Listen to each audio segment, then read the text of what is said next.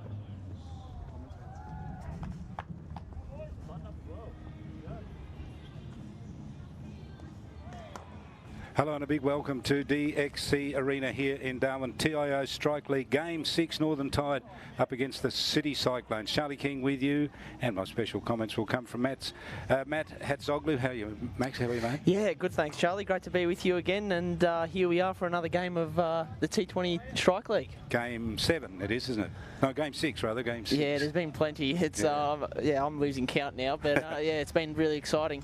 Oh, look, just let me acknowledge the Larrakia people, the traditional owners of the land we're on, and pay my respects to elders past, present and emerging. And I'd also like to extend that respect to any Aboriginal and Torres Strait Islander people watching this broadcast wherever you are, around the territory, around Australia, wherever you're watching from. Yeah, even the world. Yeah, beyond the world. They're watching it in England. Yeah, Could be. potentially. But yeah, it's certainly been an exciting tournament, and here we are again today. And the Northern Tide have won the toss, and they'll bat first. So are they the first team to do that in this competition? Well, it's it's an interesting decision from the Northern Tide, but yeah, it will be interesting to see how it plays out for him. And yeah, Jason Sanger, the captain, he's chosen to bat first. Maybe there's a little bit in the pitch that he's seen, and he's made that decision. But Matthew Gilks, he'll take the first ball for the Northern Tide, and Ansem Nakvi from Tracy Village, he will be opening together with Matthew Gilks. Wow, how important it is to get a start here. So he's a lefty, he's on strike. I went out and had a little walk around out there. The pitch looked really good. There's 6 pitches side by side. Yeah. This is like pitch number 2. It's been played on a few times. Right arm around the wicket, short ball, punched away, brilliantly fielded out there at backward point or forward point. That was a great shot, great fielding. It was there from Matthew Gilks. Then he plays for the Sydney Thunder and New South Wales player. So, you know, there's a bit of talent out there, and Jackson Edmondson, he's bowling his right arm off spin to start. Runs in and bowls, and this time he punches it away through there. Same fielder, got out of his hands. They're going to run through here for a single. 2 glorious shots to launch the innings. Yeah, absolutely. And you can see Jackman Edmondson, I think his hands just trying to get grip of the ball there. It's tricky conditions out there, and you know, you even saw in the field there a little misfield. So yeah, you can get quite sweaty out there, so the players will have to adjust quite quickly. Had a bit of rain here this afternoon, just a little early storm, just nothing too serious. Yeah. A little bit of the wet season sign. This is Nakwi on strike, and works it away on the onside. Stroll through for a single. And Nakvi, he's played for the Tracy Village Cricket Club in the local Darwin cricket competition, so he'll be looking today to try and get this is his chance up the top. I don't think he's batted too many times at the top of the order. Well, he's been invited to do that. Dances down the wicket here. There's a good shot through the field, and that'll race away to the rope and go through for 4 runs. Glorious shot. He looked as though he was in top form already, Gilks, and confirms it with that shot. Yeah, brilliant shot there, hitting with the spin. And he's gone over cover, which is a smart shot, playing the percentages, and a good start here from the Northern Tide. It's a good game today. These teams match up quite evenly, so it's going to be interesting to see how it plays out as we see the replay. Edmondson comes in, bowls, and he's having it away on that offside again. He's beaten the field again. That's another shot that's going to go to the rope. 2 glorious shots. He's faced 4 balls and hit 4 glorious shots, all on the offside out there. Yeah, and what's interesting about that is there's been no field change. 4 shots have gone through the covers, not necessarily through, but even to a fielder. It'd be interesting to see if they make a change here, but it looks like they're going to be sticking to the field. So Edmondson should try and bowl a bit straighter on the stump line, bowling a bit more to his field. So he's bowling right arm around the wicket, and he dances down the wicket, and he was lucky to get away with that. Beat the keeper as well, and they're going to run through for a couple here if it doesn't go all the way, and it does. To the rope again. This is a big start here, and will justify the decision to win the toss and bat. Yeah, well, maybe it's the right decision. We'll find that out later on in the day, but that looked like it might have even been a miss-stumping potentially. So you got to take your chances here, especially with Gilks. He can score big, so they got to take the first chance they can get here. And the Cyclones, they'll be hoping for a few wins. I think they haven't had too many for the tournament, so especially with the likes of Nick Larkin joining the team, they'll be hoping to lift their performances here. So, and the bloke coming on and bowling right now, Liam Guthrie, He is another one that has joined them. He's from WA, contracted player down there. He showed plenty of talent playing over there, and he's another player that can influence this game and be quite handy for the City Cyclones. So it's going to be interesting to see how he bowls today. They've burst out of the stalls, 14 the run rate, 14 from the first over, 9 jilks. Nakvi has 1. Nakvi on strike to face Guthrie. So he's going to bowl from the TIO football stadium end, which is like sort of like the northwestern end of the ground here. That's a good ball. I went for a walk out there and I saw the run-ups being like all the marks they do with paint, all different little things written on it, you know, like hello mum. No, it's got initials. But there's some really long run-ups that people have. Yeah, no, the bowlers, the fast bowlers, like to steam in and build up a bit of momentum. So they are quite long. I don't know if they're longer than what they used to be. Well, look, how far's that run up? That's 20 metres at least. Well, isn't it? yeah, it's got to be. I'll have to find that one out because I'm not a fast bowler, but. And he's straight into the gully and caught in the lap. That's a smashing shot, and it just stayed low, and a brilliant catch. Yeah, and it looks like it. Anthem there, Nakvi, he just sliced the ball, and he was caught by his fellow teammate from Tracy Village Cricket Club in Jackson Edmondson, who just bowled the first over. So a great catch there, and the City Cyclones have taken their chance earlier, and they already have the Northern Tide 1 wicket down. And a crucial wicket there because the Northern Tide got off to a good start in that first over. So a good wicket to get, and they'll be hoping to continue this momentum. Well, they want to get the other guy out. He did all the he's done all the damage. So who's coming into bat now? We can see. That would be Jason Sanger. So Sanger. Oh, hasn't he been in top form, this man? There you go. As you know, Charlie, he has been, and last game coming off a 50. So he'll be hoping to continue his form, and yeah, a good player, isn't he? Now, we're setting you a challenge, Max, today to pick an All-Stars 11. And what reminded me of it was Sanger walking out there to bat, because I seen him bat and I thought, wonder if he'll be in Max's team. So in this innings, you've got to come up with an batting order, and you can put yourself in as wicketkeeper. That's all right. That's fine. We're no problem with it. Obviously, single selector, Mark Hatzoglu. Yeah. We'll write him down. So the opening bats and so on. Yep. So there's a challenge for you. Yep. Okay. I'll try and give you one player every 2 or 3 overs. Okay. Yeah. I'm not going to disagree with you. Whatever you say, that's it. Yeah, there'll be some tough selections because there's been so many players that have done well across the tournament. So Guthrie's got a wicket already, and he's happy, and he charges in left arm over the wicket, and ball that was good, carried through to the keeper. How far back's that keeper? Does the keeper go back 20 metres? No, they wouldn't go back that far, would they? How far do you go? Probably a bit shorter than 20 metres. Usually all the bowling marks are behind the keeper. So they'd probably be about, I'd say maybe about roughly 17 metres, I'd say, maybe 16. So, yeah, but it also varies with each bowler and depending on the pitch and how it's playing. Guthrie with a full head of steam. Confident with the wicket already to his name. This one a bit short of a length and knocked down by Sanger.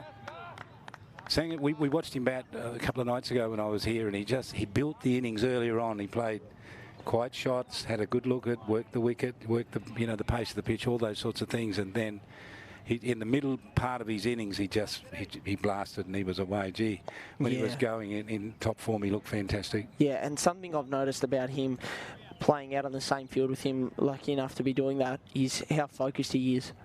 Here he is focused. Plays it straight down the wicket, off drive. It's a nice shot. It's not going to go all the way. Being chased out towards the rope. And we'll come back and they'll cross through for a couple. It's a good throw. Yes, and I mentioned before the Cyclones, and they haven't won many games this tournament. Similarly for the Northern Tide, but the City Cyclones have played 8 games in total. That this includes 6 one-dayers and now 2 T20s, and they've only won one of them, and that was a one-dayer, and it was against the Northern Tide. So they haven't won a lot, but as I said before, Nick Larkin joining the team and Liam Guthrie, who's bowling right now, can add a real strength to this side. So Sanger's on a couple, and he gets this one on the offside and pushes it out to the covers. No chance of a run there. What do you think of the field setting? Did it look all right for that over? Yeah, good field set, I think. Just a fine leg and third man, so pretty standard field. And I tell you what, the City Cyclones very similar to the Northern Tide. The Northern Tide have only won 2 games from a total of 8 so far in the whole tournament. So they're both teams are going to be fighting for this win. They'll be very hungry to get this game and try and force themselves into the final, which is on Friday. Friday night. Yeah. Now, it's not a fait accompli for your team, but you're in a good position at the moment. You have good percentage, and you're looking okay. So we're not going to fill your name in the space at the moment. Your team has a blaze, but there is tough competition on to get those 2 spots.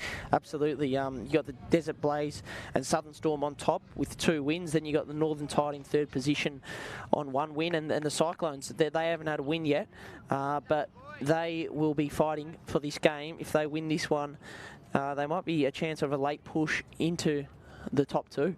Now Jack Edwards here. Ball on the leg, down the leg side, wide, says the umpire. Jack Edwards would arguably have as long a run-up as anybody, wouldn't he? Yeah, I think you might be slightly deceived because of how tall he is and how big his steps are. Yeah, but he was bowling in the nets last night, and I was watching him, and Chris Tremaine popped over for a little bit. So I think Chris might have given him a little bit of tips. Well, look, he's almost walked down to us. Actually, it is quite long. You are right. It's a long run, Charlie. Yeah, he's starting almost at the inner circle. Bowles, and this is turned around the corner. That's a good-looking shot. That's going to race away to the rope for 4 more. Another boundary. Good start. Yeah, Jack Edwards is going to have to bring this line slightly across a little bit more, targeting that off stump rather than leg. With fine leg up, you don't want to be bowling any.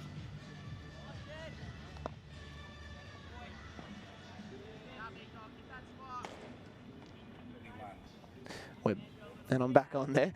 Yeah, so he's going to have to just try and bowl a little bit further outside off. Ball on, that was on line. Probably 4 stump, really, do you reckon? Yeah, and that's where you want to be.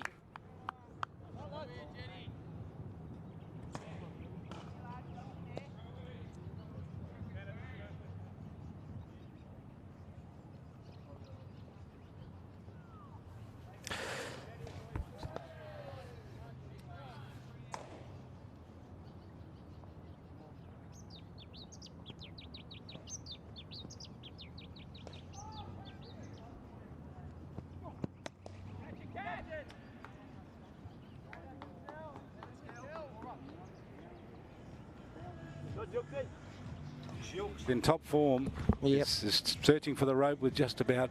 Would he be thinking to himself, every ball's a 4 and then I'll make it a 3 or a 2 or a 1 or a dot ball? Yeah. Would he start with his thinking is boundary? Yeah, I think first up you're always thinking boundary, and then if you can't achieve that, you'll slowly drop down the ranks and try and get a 4 or alternatively just a single or a 2 or a 3. But a good effort there from Campbell Callaway on the boundary, and it just went past him. 17 from 8 balls for Gilks. He's in top form at the moment. Gets this in line with the off stump. Sneaks through for a quick single. Misfield. And he's able to get through. So he got off strike there. Good running there. Good single taken. And that invites the fielders inside the ring to creep up a little bit, which will allow you potentially to get one past them when you're going for a big boundary. So remember when you've been batting out there, then the other person's getting all the strike, hogging the strike, for want of a better term, and you go up and say, try and get a single if you can. Yeah. Let me get a hit. Let me feel the ball on the bat. I tell you what, if you're eager to get on strike, you might pop the message over. Yeah. Or you might just say it as a bit of a joke, like, how much of the strike do you want here? So Edwards is now going to bowl, and Sanger's on strike. 5th ball of, there's a little touch. I think he's got an edge. He has. He's been caught behind. Terrific bowl. Was that just a bit slower? Yeah, it just looked like a really nice length ball, and that is a huge wicket. Jason Sanger, he's had a magnificent tournament so far, and he's just coming off a 66 against the Southern Storm and a 28 against the Desert Blaze. So that's a big wicket for the City Cyclones, and they're on their way here to a promising game. They obviously a long way to go still, but another big wicket coming up here. Ryan Hackney coming in from New South Wales, so they're going to have to be on their game here. Ryan Hackney, he did have a great game in the previous match the Northern Tide played, so they'll be hoping here, and Jack Edwards off to a great start, grabbing the wicket of Jason Sanger. Massive wicket for the City Cyclones. And that shock of red hair was bouncing up and down as he went into bowl. It reminded me of listening to some commentary when Sean Pollock was playing. I think he was playing under the dome in Melbourne once, and he got an injury, and the cricket commentator said, "He's the injured ginger ninja." So yeah. I want to say that. Put the microphone. Yeah. And Ryan Hackney, he's coming off at 39. The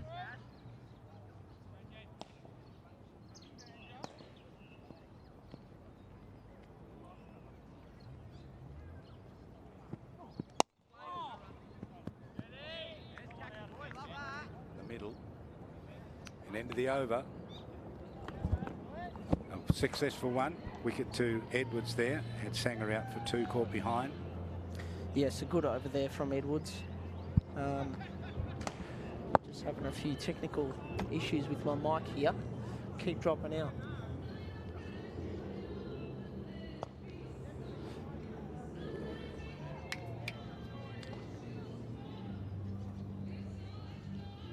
So Gilks is still out there. He's the man they'll be trying to dislodge, but it'll take some doing.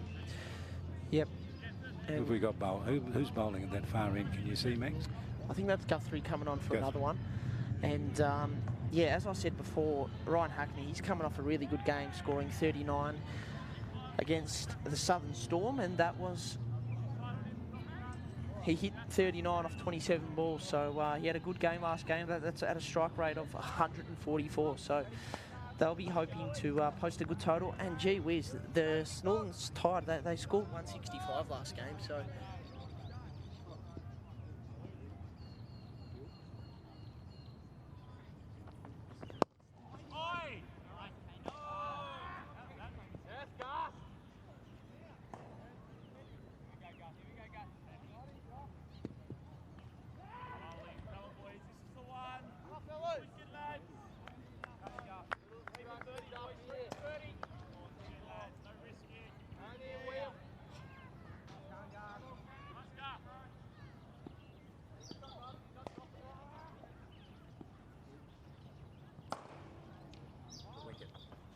to Gilks, and he pulls this away handsomely out past square leg and out to the fence for 4 more. It was a 6, in fact. It was a big one. It was the maximum 6 runs to Gilks. If you were thinking he's just showing early form, have a look at this shot. That's a great shot. Onto it and belted it. Over the rope it went, over the fence, in fact, for 6. yeah, great shot. Oh, it's not working now. We're just having a few technical errors, issues with my mic. So Gilks with a big 6, what did you think of that? Yeah, brilliant shot there from Gilks, and just showing what sort of talent he's got. Here he's got another one, and he just plays it sedately down the wicket. He's teasing them at the moment, toying with them, in fact, Max. Yeah, he is, and that's what you want as a batter. You want to be able to score boundaries, but also be able to rotate the strike. If you can not just score boundaries, but you can score ones all the way through to 6s, it makes it really tough for the opposition to defend that, because you've got so many options as a batter. Sure. So Guthrie, I like the stance of Gilks. He's like a coiled spring. He works his way out towards the boundary on that far side, and it's gone all the way again. It's another 4. He's hitting boundaries everywhere. Matty Gilks in hot form here at the top of this innings for Northern Tide. After they won the toss and batted, he's blasted their way. Yeah, and that's a great shot. And against the flow of play, this really, you know, they've lost 2 wickets early here, and Gilks here, he's just continuing his fine batting early on in this game. and they've made a field change here. They've brought fine leg up and they've gone with the deep square leg. So Jilkes on strike again. There's an appeal. They're not considering the Looks umpire. close, maybe too high or down leg. Yeah. We'll have a look at the replay. Bit high. Yeah, maybe down leg. It looks pretty close. Well bowled there from Guthrie, who's bowling now. Jilkes 18 off 9 balls. Wow. That's pretty good. Run rate. Oops. Run rate is at 9.6, 2 for 32. Jilkes on 28, actually.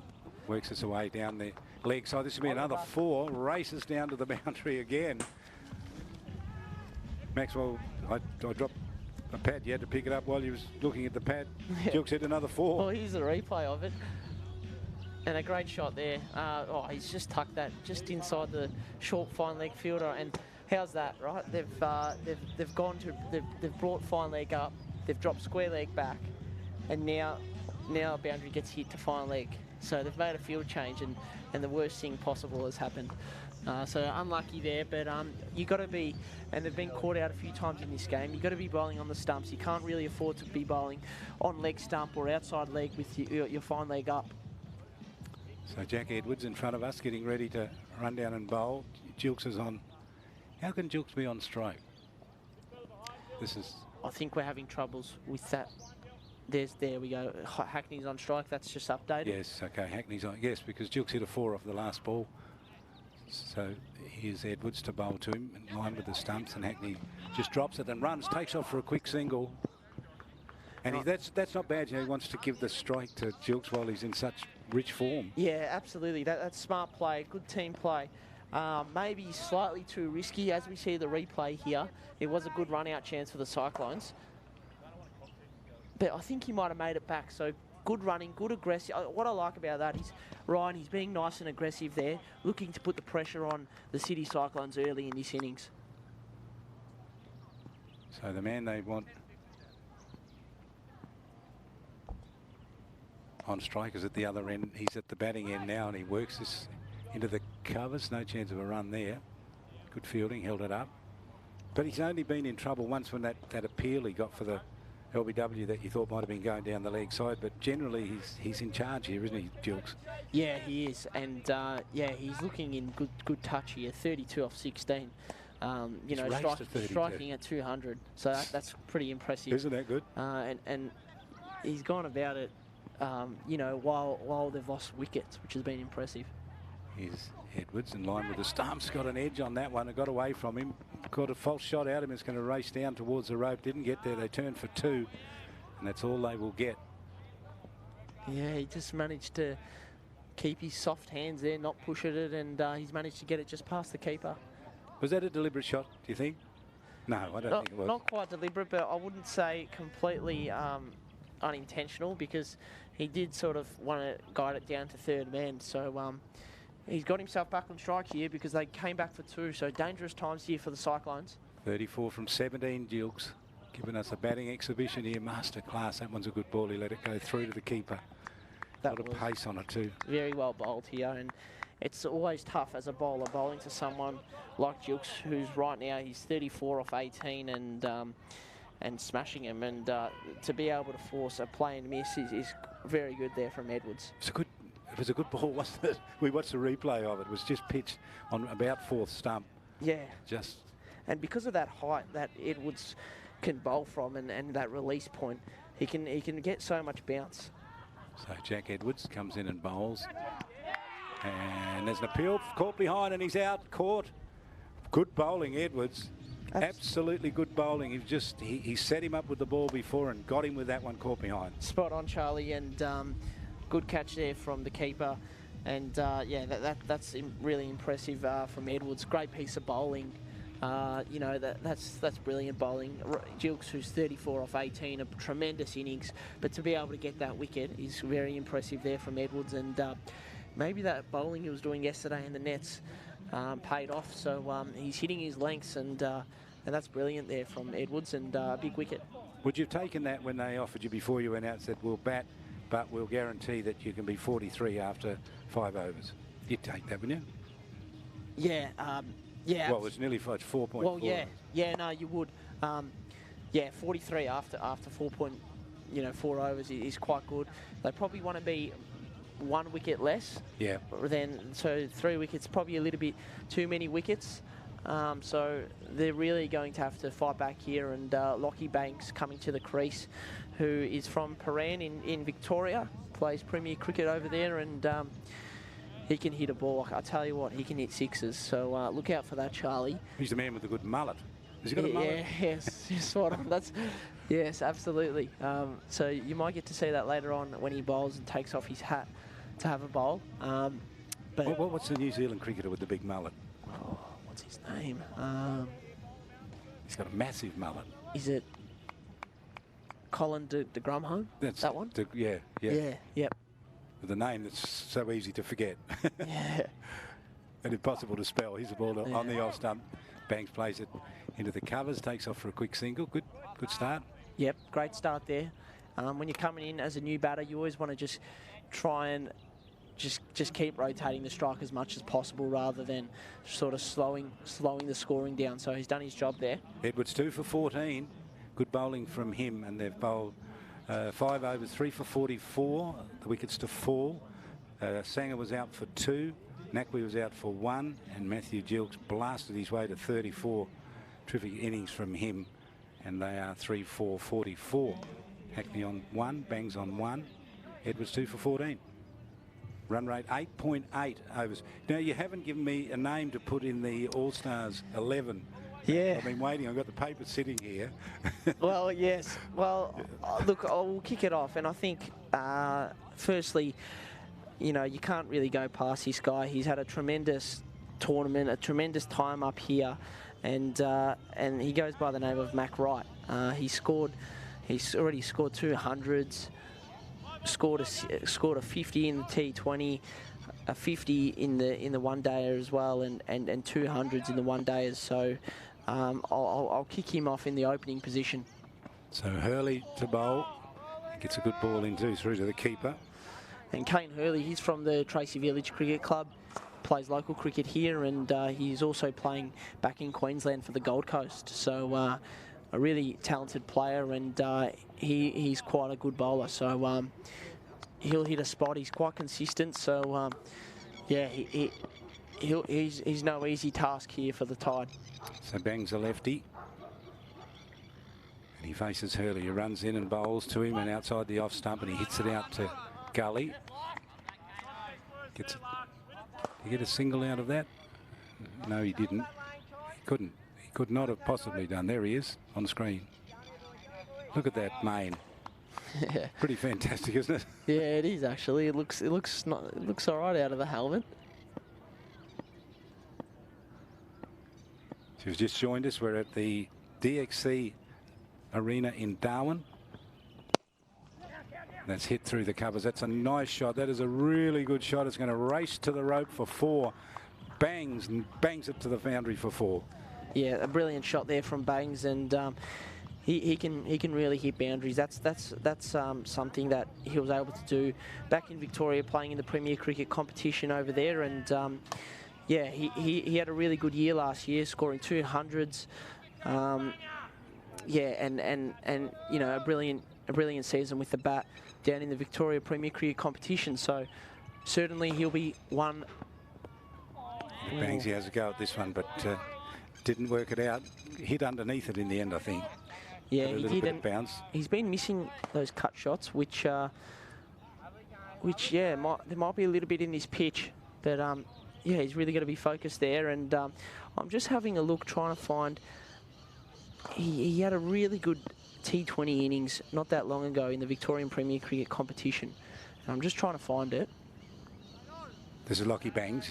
Yeah. Talking about, yep. Yeah. So there he is. Sits over the top of his bat, lifts the bat up, stands up. Hurley comes in, bowls to him. He hammers it around the corner. That is a big hit. That is a massive hit. That's 6. 6 to Bangs. And what a shot. And this is what's really exciting here today for the City Cyclones, is he can really rebuild this innings. And as we see the replay, that is an enormous shot. And that has gone well past the boundary rope. And it didn't look that short, but he picked it up very early and he just whipped it around the corner. He did, and he absolutely smacked that, and that's an awesome shot. And I've just found the innings where he had a tremendous innings this day. He scored 81 off 31 balls. Wow! In a Victorian Premier T20, so 81 off 31 balls. That's extraordinary. Striking at 261. So it just shows how much Bangsy can whack a ball. So he's got real potential here, and it's exciting to see. Early none for 10. This time he hits it through the covers. Diving effort, and it was caught. It was caught. He's on his way. Diving effort in the covers. Caught it, and his ambitions got the better of him. Have a look at this. There he smashed. He sliced it, didn't he? Didn't quite get to it, and he was caught in the covers. Yeah, he went for that one, and that's his game to go for it. But unfortunately, he's just been caught. But look, he came in and hit a few boundaries there. So, you know, really good. But he'd be quite frustrated there that he's missed out and wasn't able to capitalise. So the Northern Tide, they're really going to have to step up here and rebuild. And Austin Umfrinson, he had a great game not that long ago, scoring 21 off about 12 balls. So he'll want to come in now and play a role. He opened in the last game, and now he's coming in at number 5. So he'll be hoping to score some runs here, and they really need him to. Hackney's being the anchor out there at the moment. He hasn't had much of the strike, but Bangs has gone 11 runs from 6 balls. But it was Gilks who did the damage at the top of the order, made 34 in a hurry. So 4 for 54. And they're staying with Edwards. He's going to bowl to Umfriston. Another lefty. Walks across his stumps and plays it. Good forward defensive shot, just pushed it onto the offside, had a look at it, worked the pitch out. Is there any bounce in it? Let's have a look. We're about regular. Yeah, it's... What are the wickets been like? You've been out there batting. What are they like? Are they quick? Are they... Yeah, well... Can you work them out? This is the new pitch, and the second game on it today on this new pitch. The one they were using before was the one rider screen. It's worked away off the leg stump. And they might even pick up a 4 there. This might even race away, and it has. Yeah, he picked the gap, then he just did that really well. Well done, Hackney. He's been waiting to make some runs, being starved of the strike, but he did well there to work that one out to the boundary. Yeah, a great shot, very sensible batting, and it's the shorter boundary out on that side, so he's been able to, you know, use the leg side and utilise that short boundary, and he's gotten reward for it. There was not much of a gap there between those two fielders, but he split them right in the middle, didn't he? Yeah, got it he did. All the way to the boundary. Edwards after him again. Pushes this out on the offside, past point for a single.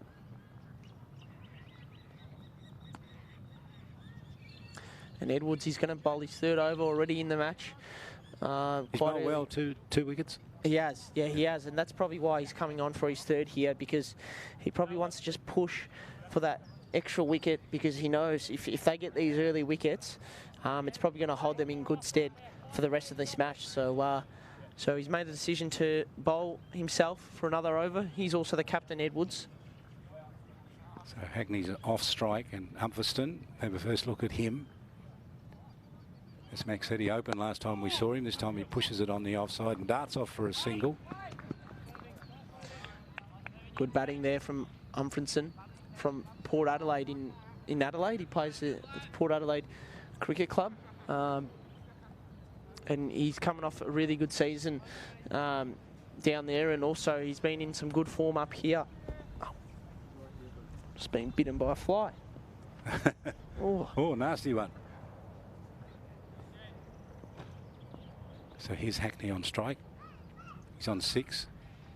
Hit that great shot through the onside there a short time ago. Got 4 runs for it. This time plays defensively. Edwards bowling really well, 2 for 20. Last ball of his 3rd over. Players out. Jilks for 34. Sanger made 2. Bangs 11, and Nackley was out for 1. Not necessarily in that order, but they're the wickets to 4. 4 for 60. Run rate 8.78.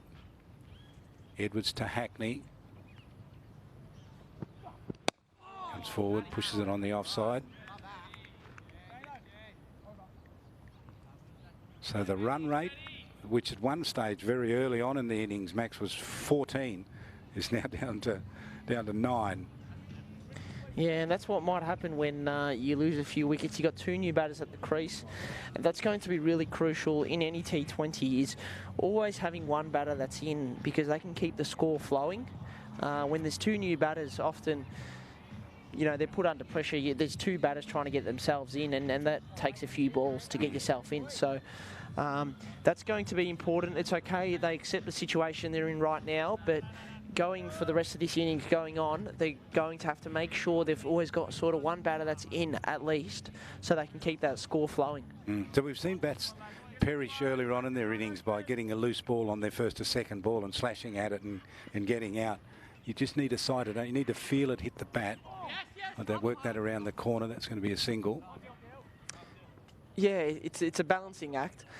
Sometimes you can afford to take that risk, but now's probably not the situation where you want to be going for a big shot early on in your innings, because you can't really afford to lose a wicket here, or else that'll put them 5 wickets down. So it's sort of a rebuilding stage here. Any bad ball you get here, you're trying to punish. That's how you're going to work yourself back into this game, but also just low-risk batting, trying to keep the run scoring and keep it flowing just by getting singles. So Northern Tide on 61 for the loss of 4 wickets. Here's a push for a single. Oh, he's hit the stumps, but it might be overthrows from it. Chance. And they went at the other end, and they were safe. Well, it was risky at each end, but they managed to survive both ends, didn't they? And I like that running from Ryan Hackney. We might get a replay here. He's pushed for a single, being aggressive. Now this hit the stumps, and that's why it went away. And they managed to get 2. And even a chance at the bowler's end. Quite crazy there. But I really like that from Ryan, putting the pressure on. You know, it wasn't a risky shot, and he's managed to get 2 from it. Hackney on strike. He's on 8. Pushes onto the offside for a single. Great batting again there from Ryan. Low risk. You're not going to lose wickets. Smart batting. So you'd be thinking when you go out, we were talking before, you know, like the first thought is, can you hit boundary off the ball? But there's a run on every ball just about, isn't there? Unless you get the pearlers, and you don't get that many of them in a match, do you? I mean, do you get the unplayable? How many unplayable balls would you get in a 20-over match? Yeah, look, it always depends on the pitch and the conditions, but you can, you know, any ball can be a good ball, but in T20s, you know, you don't get it as often. So there are certainly more balls you can score off, and certainly in this game, that's what the Tide will need to be doing here. And you know, like, you can put the pressure on it. It really depends on how much pressure you want to put on the fielders, and if you want to be aggressive with your running, and have that strong communication with your partner. Ball just shortish ball, and he worked it around to forward square leg. And end of the over. Is it end of the over? No, it's not quite end of the over. Still 1 more to go. Hurley bowling. 1 for 15 he has. Picked up the wicket of Bangs after he looked in top form. So Hackney on strike. Full toss. Slashes at this one. And it's a no ball. So Austin Umfrinson, he'll have a chance here to put away this ball. It's going to be a free hit. The field can change, however, so they'll be changing the field here. Jack Edwards will be working on that with the bowler, and looking to work out a field that's going to work. We've seen a few free balls in the games we've watched. I don't know if they've been really taken advantage of that much. I mean, you'd be looking desperately for a boundary, wouldn't you, from a free ball? Yeah, certainly, and that's what they'll be aiming for here. And it looks like the mid-wicket region is vacant. And that's where he's gone, but hit it straight down the ground, and they're going to get 2. You can get run out on a no ball, but you can get run out on a no ball, can you? You can, yeah. And sure. Great running there from Ryan, though. He realised the fielder was waiting for the ball to bounce, so that gave him time to come back for a 2.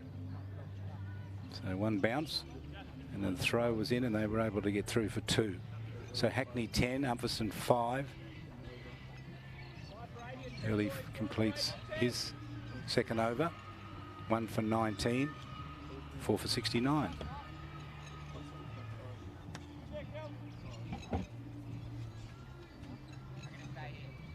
Well,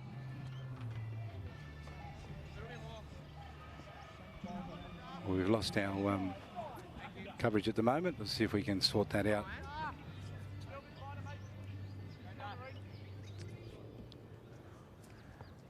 So we got Ryan McElduff coming on to bowl now, right arm off spin.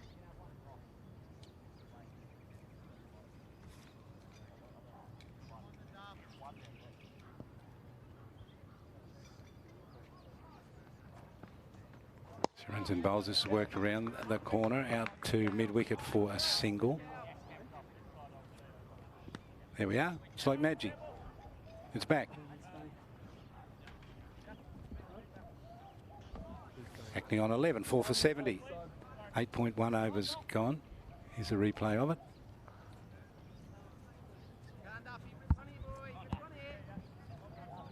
So this is the ball spinning into Austin Umfrinson here.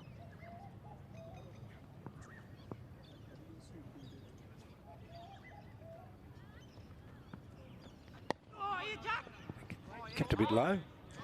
Yeah, looked like it did, and they've got mid-wicket in the ring here, so Austin, he might target that area. So McElduff, right arm over, and diving catch. Was not a Might catch. have got you with the crowd catch there, Charlie. Yeah, gee, I fell for it. Yeah. It's good fielding. Yeah, great fielding there from Jack Edwards, the captain. So Umferson again on strike. And he pick up a single here as he goes to backward square leg. Nice tight bowling here from Ryan McElduff. Yeah, good tight bowling. Yeah, and he plays for the Nightcliff Cricket Club here in Darwin. And funnily enough, he plays together with Ryan Hackney at Nightcliff. Okay. So teammates bowling to each other. Yes, and yeah, they know each other. I'm sure they know each other a bit. And Ryan Hackney, he managed to get a few games with Nightcliff. So Clubman v Clubman. So he comes down the wicket and plays this nicely. Good shot off the toes. Pick up a single. End of the over. Good tidy over too from McElduff. Just the 2 runs from it. Yeah, certainly, and that run rate has dropped down to 8 now. So they're still ticking along nicely here, and it's been a good fight back, I must admit, here from the Northern Tide. They've done well to sort of fight back here, and they're both off to a decent start here. 6 off 8 for Umfrinson, and Hackney 12 off 13. So they'll be looking to continue what they're doing right now, but if they get any bad balls, really punish it and try and get right back on top in this game. So the wickets to fall. Jilks was terrific, made 34 at the top of the innings. Sanger went for 2, Bangs for 11, and Nakwi for 1. So 4 for 72. These two come together when the score was 54, so they've pushed it along a bit since then. Hunter, the change of bowler. What's he bowl, Max? So Dylan Hunter, he's a spinner, so he bowls off spin, and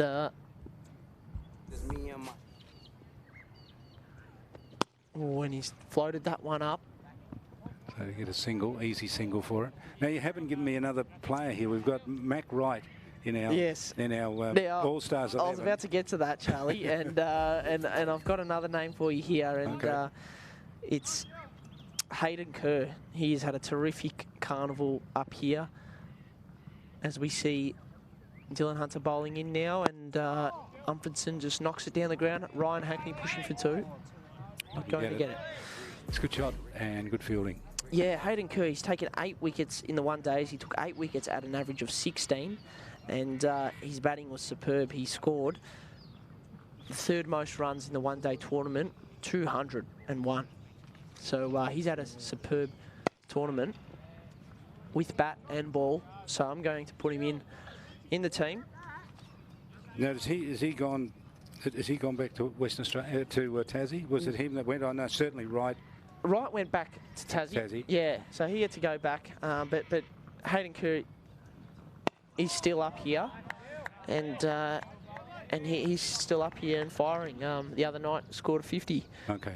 Just last night, so he's doing quite well, and yeah, he's going to stay for the rest of the tournament, which is awesome, and he plays for the Sydney Sixers. So gee, the run rate has dried up here. That's going to make it a little easier. They'll get 2. No, they'll still only get 1. So just singles, runs coming in, mainly singles, and quite a few dot balls amongst them. The spinners doing a good job since they've come on.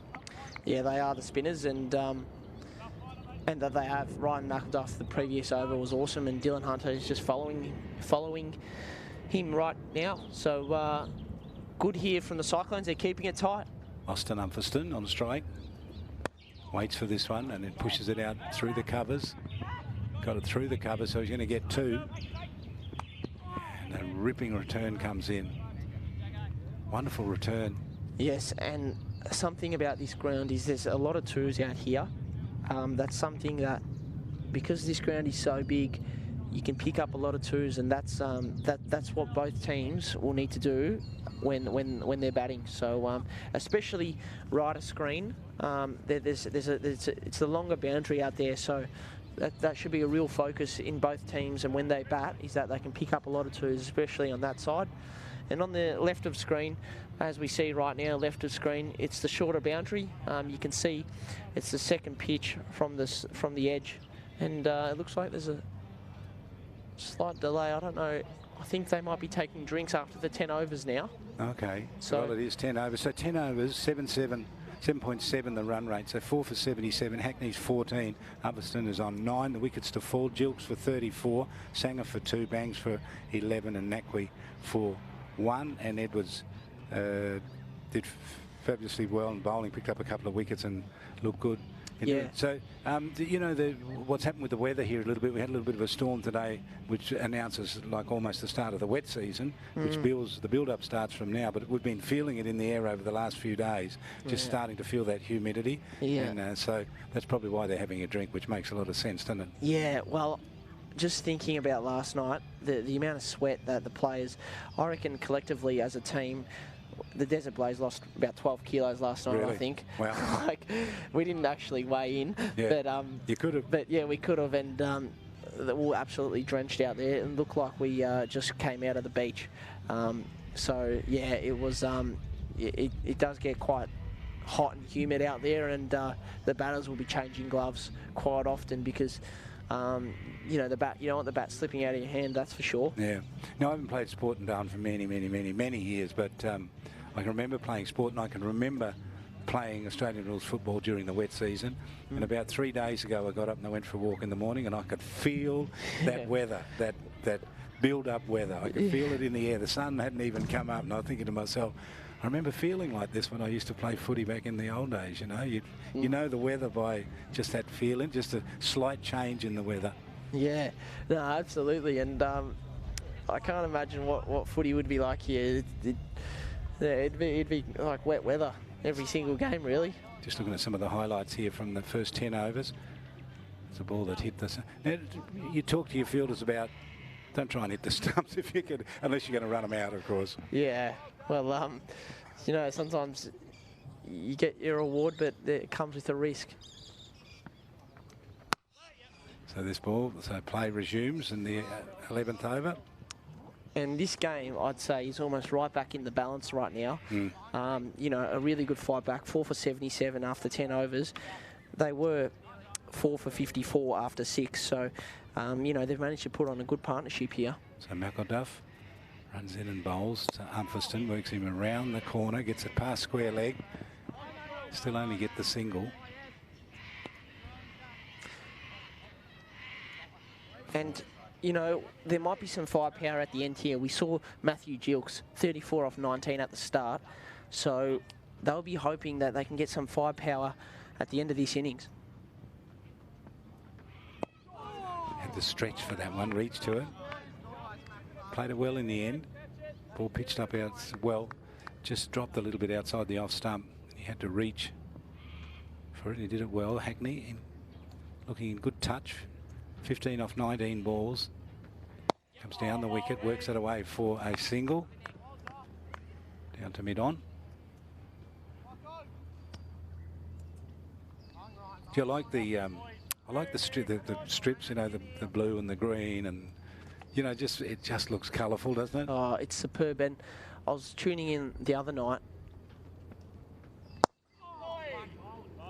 and I noticed, you know, just talking about how well, I think Neil Price was talking, the tournament director, and, you know, he was just talking about the ground condition, and he mentioned how well the curators have done to get this ground up the way it is right now. The ball tossed up a bit this time from McElduff. And, you know, he was just saying that the ground is getting absolutely smashed with training and games being played on it. But, you know, he's spot on. The curators have done a great job in keeping this ground up the way it's looking right now, nice and green, and the surface is just immaculate. So, you know, they've done a great job, and the pitch out there is brilliant as well. So, kudos to them. 4 for 82 off 11 overs. I was talking about the colour of the strips that the players are wearing. I'd made a comment some years ago to say that Aboriginal players didn't play cricket. This is years ago because you had to wear white shirts, white shorts, white socks, white shoes and all that. And they simply just didn't have that and didn't want to have to do it. And then I was misquoted as saying Aboriginal players don't like white, and I didn't say that at all. But what had happened when the cricket came with more colourful clothing on, Aboriginal people felt more wanting to play. Yeah. You know, and so we're seeing more Aboriginal cricketers now playing. We're not that far away, I think, from someone actually breaking through and playing in the Test side. That will be the big moment when that happens. Yeah, and that's certainly. in all white, of course. Yeah, and you see the Indigenous attire getting brought out every year, and you know, it's really important that continues because it invites the Indigenous community to come and play. Yeah. And I must tell you, I was talking to a player. This ball tossed up by Kellaway, worked away for a single down to a square leg. That's all they will get. Here's the throw. Look at that throw. It never ceases to amaze me, the throws that come in. Are just amazing. Adrian McAdam, who played football for North Melbourne, I asked him one day, and he was a fine cricketer. And I said, many regrets that you didn't go on and play cricket at the higher level. I wait on this one. And works this around the corner again. No, it's not. That's the replay. Yeah. And he said, yes, I wished I could have stayed playing cricket because I reckon I could have played Test cricket for Australia. And people who saw him play would not disagree with that. Yeah. He was an explosive batsman and a fantastic bowler. One of the great McAdam family from Alice Springs. Yeah. And he played in the National Indigenous Carnivals and Imparja Cup and all those. And he was superb. And he certainly could have gone on if he not went on and played football, Australian rules, and played cricket. He probably could have gone on and played at Test level. Yeah. Ball around the leg stump, worked around the corner, good-looking shot to backward square leg, and they're through for a single. And I'm sure, you know, there's always one player that pops up and he's quite exceptional compared to the rest. So I'm sure there'll be another one coming through, and it's really important that the Indigenous community keeps getting embraced, especially in the top end where you know, a large population is Indigenous. So yeah, that'd be great to see in future. We see Darcy Short playing now, and Kenny Vowles, who's played under 19 cricket for Australia, actually lives and had played in Darwin for many years. In fact, for a while held the record for the fastest 100 on the MCG. And so he'll be joining us, I think, maybe for the final. I'm looking forward to working with Ken. He was a great cricketer, and I remember commentating once, there's a wicket that's going to fall here. It's popped up on the to mid-wicket. Jack Edwards has used his height and taken a catch there, and well bowled from Callaway. You know, just keeping it in tight, and he's managed to get a wicket. So well bowled there, and that's another big wicket for the Cyclones because that keeps the Northern Tide under the pump. They're starting to rebuild there nicely. But yeah, a really crucial wicket taken there, and the Cyclones, they're back on top in this game. So you can see on screen Nick Larkin just getting a few points across. So Adlam's coming out to bat. So Hackney is 19. He was, and he's departed.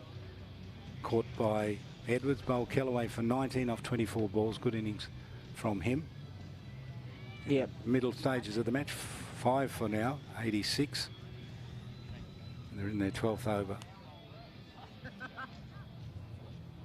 Yes, Ken Vowles, to finish the story, he was batting at Gardens Oval one day, and I was doing some radio crosses into the sport program, and I warned people. I said, if you're driving past Gardens Oval, don't drive between Gardens Oval and the Botanic Gardens. Yeah. Ken Vowles is batting and he's hitting sixes out on the road. Go the other way around past the casino and go that way, because Big Kenny could hit him out the ground. Super player he was, and a good man. I'm looking forward to working with him come final. Yeah, no, so absolutely. Have you met him? I actually haven't. Yeah.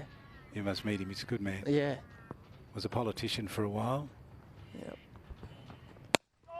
So Humpheston gets this tossed up outside the off stump. And it looks like spin's been quite hard to hit on this pitch. So this is Edmundston back on. So sort of a bit of cross bat in that one, but he got it down to mid on.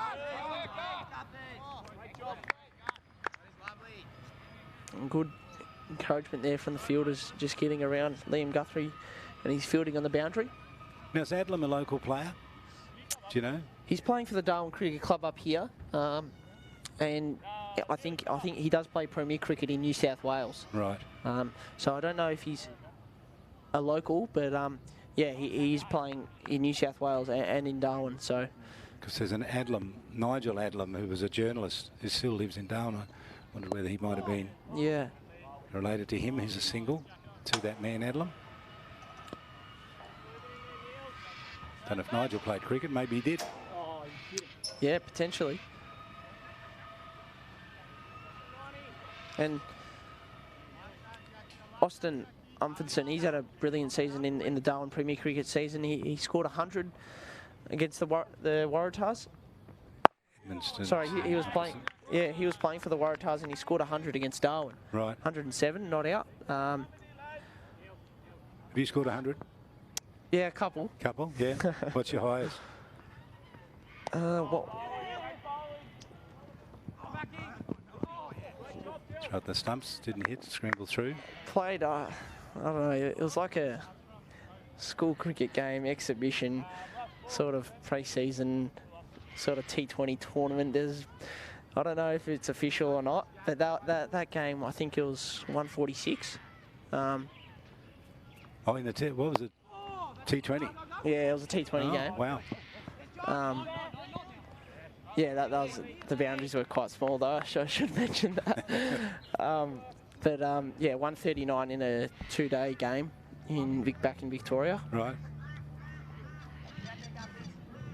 I played a lot of cricket, but I never made 100. Yeah. I used to get nervous in the nines. Get the double figures, I think. Oh. In the 9s or 90s? No, the 9s. Never got to the 90s. Never got a chance to get nervous in the 90s. I would have taken that if they offered it to me. 5 for 90. There's that score. And you know, the Northern Tide here, they've still got an opportunity to set a decent total here. 7 overs left. So that'd be, 42 balls. You'd hope they get at least 130, hopefully. Yeah.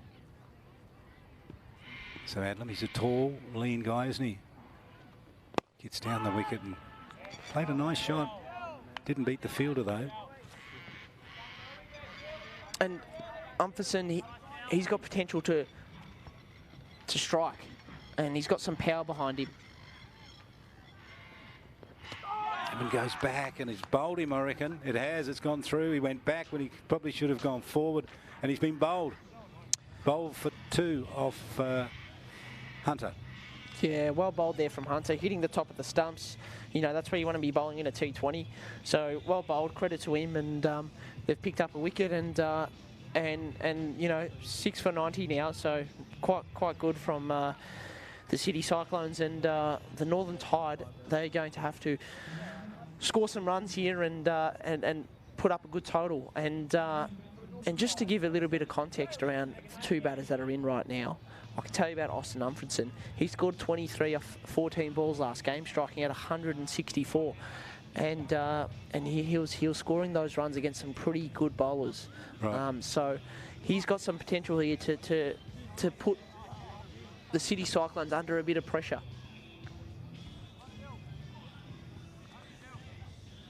Now this is Jaden Naganayagam. They come and told me the correct pronunciation was Naganayagam. Naganayagam. Yep. Jalen, he plays for the Nightcliff Cricket Club, and I'll give you a warning here. He can hit big sixes, and he goes hard. So straight away they've just dropped mid-wicket on the boundary. Oh, they're aware of it. Which is a bit unfortunate, because this might slightly hold him back a bit, but it might not. Just works this away for a single. Easy shot. He's going to take it too. No, he's got a good mullet himself. He does. There's actually a second mullet. If we're having a mullet competition, it'd have to be bangs than him. You'd have to. Yeah. You'd have to get the judges to make a decision, wouldn't you? Yeah, we would. He has got a nice mullet. Just looking at the screen there, yeah, it comes out quite nicely. Upperston to fire Hunter. Faces Hunter, pushes him out into the cover, stroll through for a single. 6-4. Is it still 91? Or has it gone to 92? 91. No, it'd be 90. Must be 92. No? Yeah, 92. Upperston on 16. Naganayagam on 1 from 1 ball. Gets the second ball, works it out into the covers. Amble through for a single. Yeah, and to let you know a little bit about Jalen, we played a 2-day against him at Tracy Village. He opened the batting and he came out in a 2-dayer, 80 over game. We'll just see this ball. There might be a 2 there, but it looks like it's just going to settle for a single. So it was a 2-day game, 80 overs, and he came out and opened and he scored 26 from 13 balls. So, and he was just clearing the front foot and just swinging. So and he was nailing them. He was hitting big shots. So this format, I think it suits him a bit more. So we'll see what he's got here, and I'm hoping that he can hear me, and he can hit a 6 for us. He's strongly built, isn't he? He's yeah, powerfully built young man. Naganayagam, there he is. Number 7. Ryan McElduff coming back on here to bowl.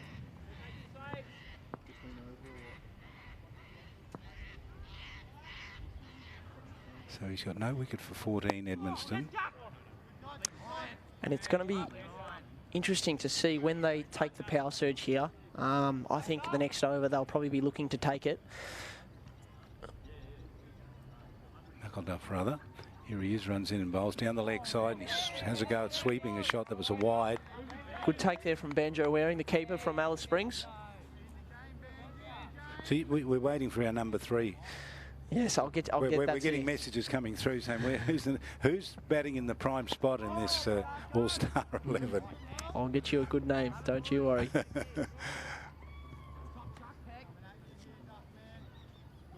And Jalen, spin. He likes spin. I don't know what he prefers, whether it's spin or pace, but the good thing is right now is that Jack Edwards is staying at mid-wicket inside the ring, so that area of the ground is vacant. Bowls to Naganayagam, has to go back on his pads and push it out on the onside. No chance of a run there at all. McElduff bowling well, tight, none for 10 in his 3rd over. He's put the brakes on here. That one spun away outside the off stump, and he's able to lean back on it and hit it up the mid-off. Walk through for a single.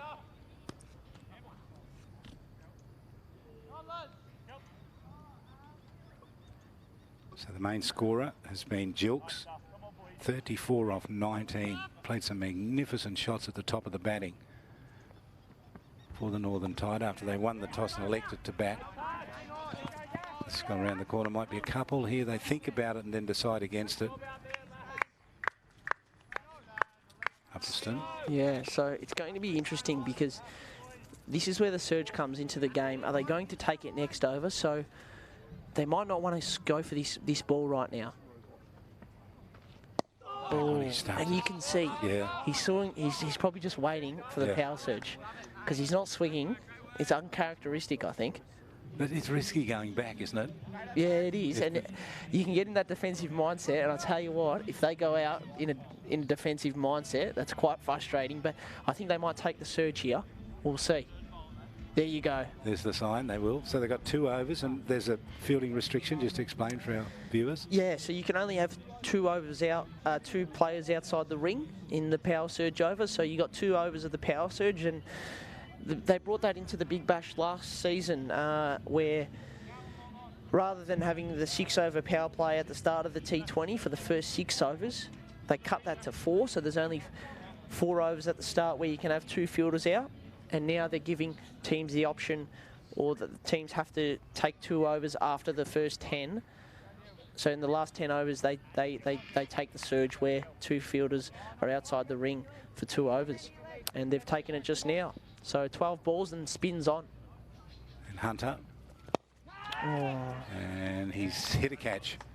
He got back on it and he chipped it up into the covers and he was caught. So hadn't thought that through well enough, I don't think. Upston, and he departs on 19 from 23. It's a good innings from him, but sad dismissal for him in the end. Yeah, and the power surge, everyone is still sort of learning about it and what sort of effect it has on the game. And in the Big Bash, at some stage, and there was a stat, and I don't know the stat exactly off the top of my head, but wickets do fall more frequently in these power surge overs, which is interesting. Now, that stat is maybe for one team, I can't remember, but there is a slight trend that it can actually be detrimental to the batters, these power surge overs, because the batters go for it, and sometimes it can result in wickets being lost because it's such high risk batting. So I think Matt Hammond's coming in. Yes, it is Matt Hammond coming in. I've got to say, sorry to interrupt you, but look at that picture. The lights are on, the green grass, some city lights in the background, and the dark pitch black sky. Oh, just stunning, isn't it? It is beautiful, and the thing about it is it's so dry up here. It hasn't rained once. Like today was probably the only day it's rained, and the grass is so green, and that's an inside edge. And Jalen now, I think he's quite keen to go big here. I know they've lost wickets, but if I was Jalen here, I wouldn't want to hold back. I'd just play his natural game, and that's to go big, I think. Here he is facing Hunter, has a wicket already. And he bowls him a full toss, and he belts that down the field, and it goes racing away to the boundary for 4. So you're right, he opened up, and he was waiting for it. He got a gift in the end. Yep. And would that be a surprise ball? Like, you're not going to expect it, but you might get it. Or did it just slip out of his hand? Yeah, I don't know. I don't think he intended to bowl that ball. So he's been given a gift there, really. So let's see what he's got now. Because I don't think there's much due about. This one he smashes into the covers and can only... And he wants the strike. Yeah, he didn't take the single. Yeah, so they've got long on, and they've got like a deep mid-wicket that's a bit squarer. So you got that mid-wicket, there's a slight gap there, and he's got anything over the fielders on the offside. 7 from 7, goes down the wicket. Oh, well fielded there from Dylan. Did well, Hunter, didn't he? He had them both in his sights. He could have got the backing up batsman, and he could have got the batsman at the striker's end. Last ball of the over here. Will he take a single? And we just see the replay. Yes, it was well fielded. So a single would be good for him. And he does get it. Hits it into the covers. Good return. And that's a good result because he's on strike now. The new batter keeps him off strike. So, get the batter in that's in at the crease. Now, Max, we're waiting on the premier batsman at number 3. Yeah, so at number 3, Hugo Burden. he's had a really good tournament up here. He's had to go back to Queensland, back home, but he did superbly in the one dayers. He scored the second most runs, 222 at an average. I don't actually like averages, but he averaged 55. But the reason why, that's a long story why I don't like averages, but yeah, he scored 106 in one of the games, unbeaten, 45 unbeaten, 40, and he scored a 50 in the T20. Oh yeah, that's good. And yeah, don't get me started on the averages. It's I've had. There's a sore point. Yeah. Comes down the wicket, hits as high over the top. One bounce 4. Go for 4. So Birdham, is it? Yeah, if you go Burden. Burden. Yeah, Burden. Okay. So I'm hoping before the inning's over, we'll at least get the top 5 locked away. Yep, I can give you that. Yep. There's a one bounce, landed just a couple of metres inside the rope. So Naganayagam having a go, and hasn't had much of it yet. Yes, and it's good, Charlie. He's hitting the boundaries that we wanted, and spin, it suits him, I think. Right arm off spin, spinning into his body. He's got the big boundary on the leg side. Down the wicket he comes again, and he's going to ball, just put it out of the hands of the fielder there, and it'll race away for successive 4s to Naganayagam. And he's targeting the offside, which is very smart. And he's just managed to get it just over Edwards, and it's gone for 4. The boundary's so short on this side, a lot shorter than right of screen right now. Yeah. So smart there. He's targeting the short boundary, and it's good to see that he's hitting these big boundaries, because he's keeping the Northern Tide in the game. And what did we say? We said 130 at least. It looks like they're going to get past 130, which is good. Yeah. So that wicket, you can see there's 2 other wickets to the left there that could be potential wickets. This is like wicket number 3. Oh, that is great batting yet again from Jalen. 3 4s in a row. Yep, opened up the leg side, and this is what the power surge does. It opens up so many parts of the ground, and that's very smart batting there. He's opened up the leg side. Well, this is the replay of it. And he whipped it away. It's a good shot. He tried to hit it for 6, didn't he? Yeah.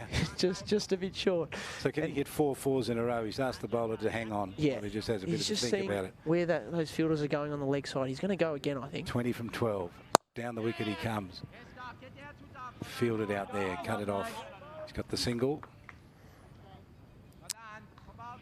So he's done some damage. Oh, yeah. He's done his job there, certainly. 21 off 13 balls. Brilliant. And Matt Hammond now, what's he going to do? 2 balls left in the over.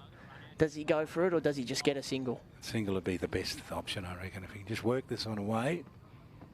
No, he's going to have a go at it. He swung at it. I think they'll just settle for 1, which I think that's a good decision. So would you think communication would happen between these 2, or would that just be a known thing that you would do? Yeah. Give the strike back to the man who's hitting them better than... Yeah, they'd have that in the back of their mind. Couldn't penetrate that field that was there. They were cleverly placed, and they were able to see out that second over. Yeah, a brilliant over there. In the power surge, so 7-4. We'll just see if that score has to change. It's a 7, so they've had 17 overs. You know, and a great over there. Three boundaries in a row. 15 off that over, so a great over. And then, you know, they only had 6 off the first over in that power surge, so they've finished that power surge off nicely. 21 off the 12 balls. I should just say here, that voice you can hear in the background, the ground announcer, is Jordan Wright. He's come up here to be the ground announcer, which is pretty good. Does he play cricket, do you know? I don't know, but he's a great fella, Geordie Wright, and he did some work with my dad at Cricket Australia. So, and Jalen just goes for a big swing there, and yeah, I heard good things about Geordie. He's a great guy as well. Rob Stewart, one of the umpires, Mark Marmberg, the other one, and the scorers, we should mention them, Cheryl Owens, and Catherine White are the ones who look after the scores for us. Hammond's on 2, Naganayagam's on 22, 7 for 120 in the 18th over. Kellaway to Hammond. He's tall, Hammond, stands up straight. Good work there from Matt.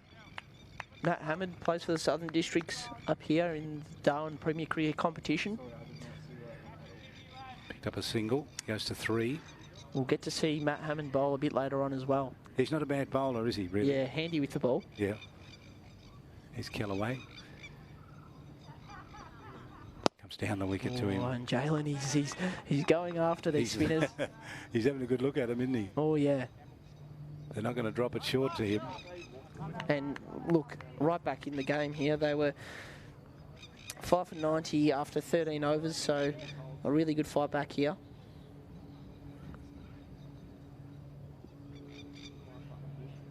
So Hammond stands tall, got the bat up in the air, like Graham Gooch back in the old days, and he stumped. He went out of his crease. Was he stumped? No, he got back. Just lost the ball in his gloves there. He was, well, the wicketkeeper was unlucky and the batsman was lucky. Let's have a look. He jumps down the wicket to this, misses, and yes, he just lost it. Unfortunately, the wicketkeeper. You won't see that with the Desert Blaze wicketkeeper, I can tell you that. He might be named in this All-Stars team we're trying to put together. I wouldn't have any problem, Max, with you putting yourself in there as a wicketkeeper. Yeah, we'll see how we go. Still haven't decided. It's a hit down the wicket. That's a straight hit. That's going to be 4 runs. That was a shot Greg Chappell was telling me he loved playing when he was playing. He said that over the bowler's head, he just enjoyed it so much. Yeah. It's sort of something a bit weird about that. Yeah, well, you don't normally get a fielder just in front of the side screen, so it's not a bad spot to target. That's right. Yeah.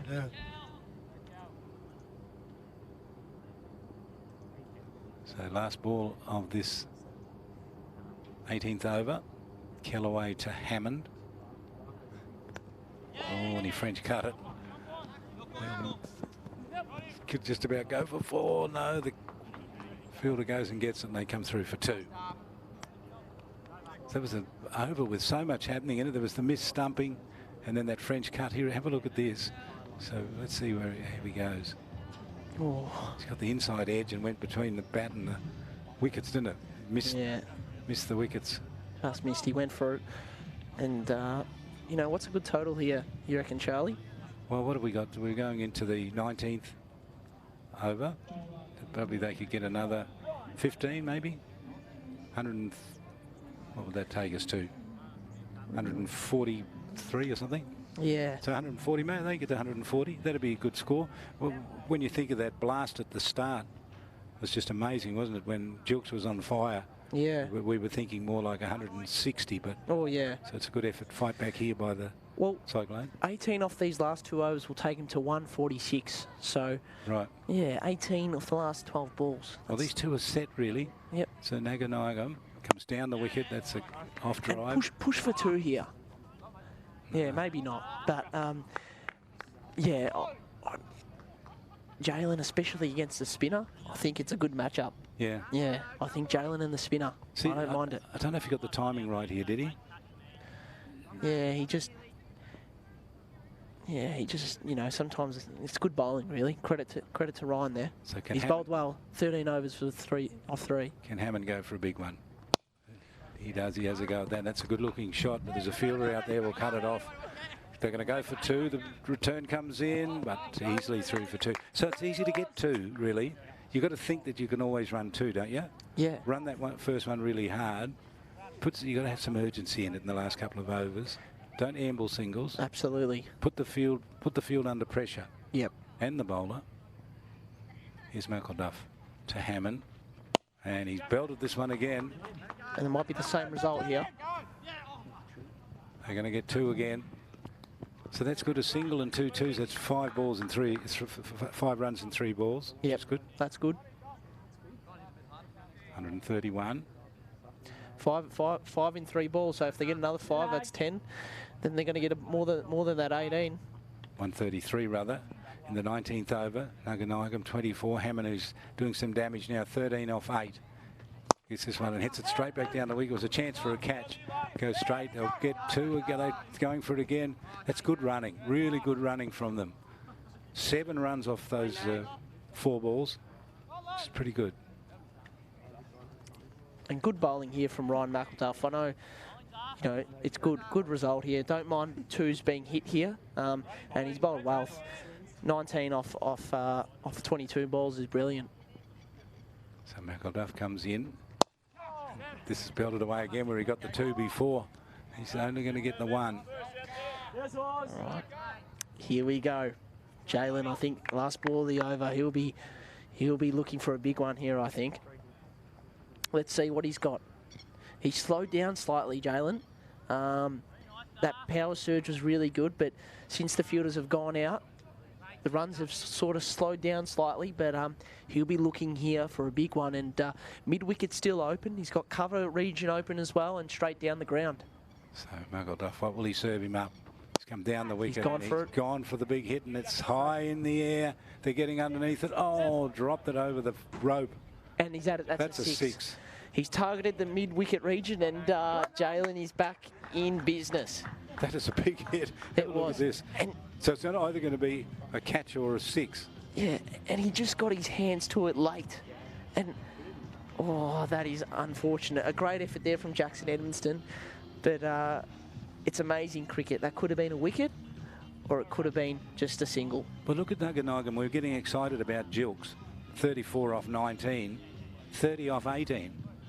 Yeah. From Naganagam. And we haven't seen it. He's just he's an accumulator, isn't he? Yeah. He can hit boundaries. Yep.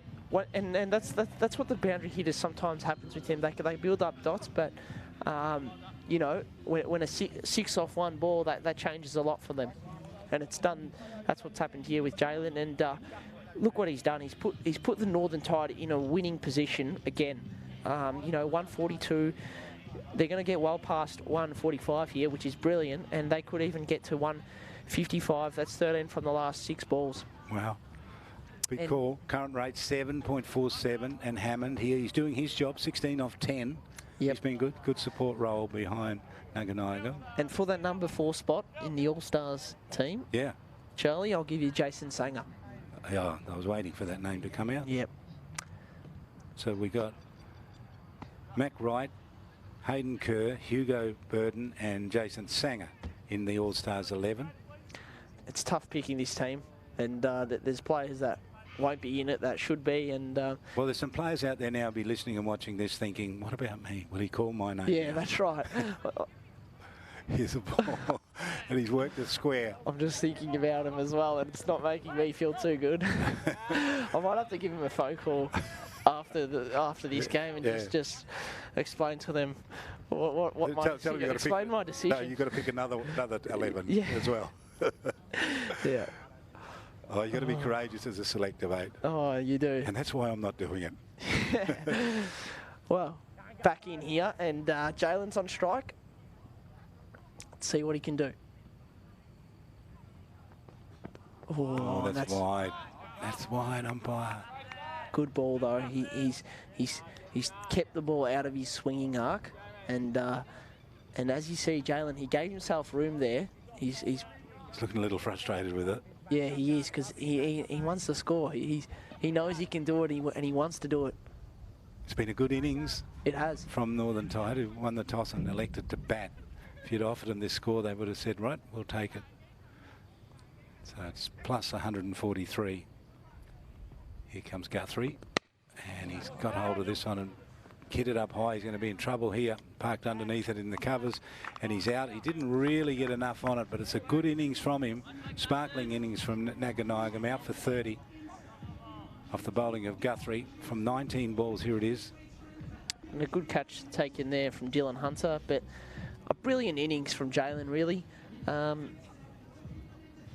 know, to score 30 off 19 balls is brilliant in a T20, and they were under a bit of pressure there. They were 6 down, and it's tough going, coming in at the end, trying to score and hit boundaries, and he's been able to do it, and really he maybe even saved the match there. We'll see what the Cyclones end up scoring, but with Jack Edwards in the team, Nick Larkin, that's 2 big bash batters. That is so handy for the Northern Tide in this game. So this is who's come into bat? We'll just have a look. Bimbrell. Bimbrell? Yep, gets that's it over the top. That's going to race. It won't race away for 4, but he'll get a couple. He played that well. He did. Very nice. It's an interesting name, isn't he? Harsh Brimble. Yeah, Haas Brimble. Yep. I've never heard the Christian name Harsh before. Yeah. Take brave parents to name your child Harsh. Yeah. And No, I don't mind it. It's good. Yeah, it might have some family meaning. Yeah. Yeah. And Uncle Harsh. And yep, he's playing for Palmerston up here and Southern Districts in South Australia. so Guthrie, he has to reach for this. Yes, he did reach for it, and that might have been outside that blue, that white line, which is the wide line. Let's see the replay. If he left it, he'd have got the Yeah, wide. he might have been able to get that extra ball with the wide.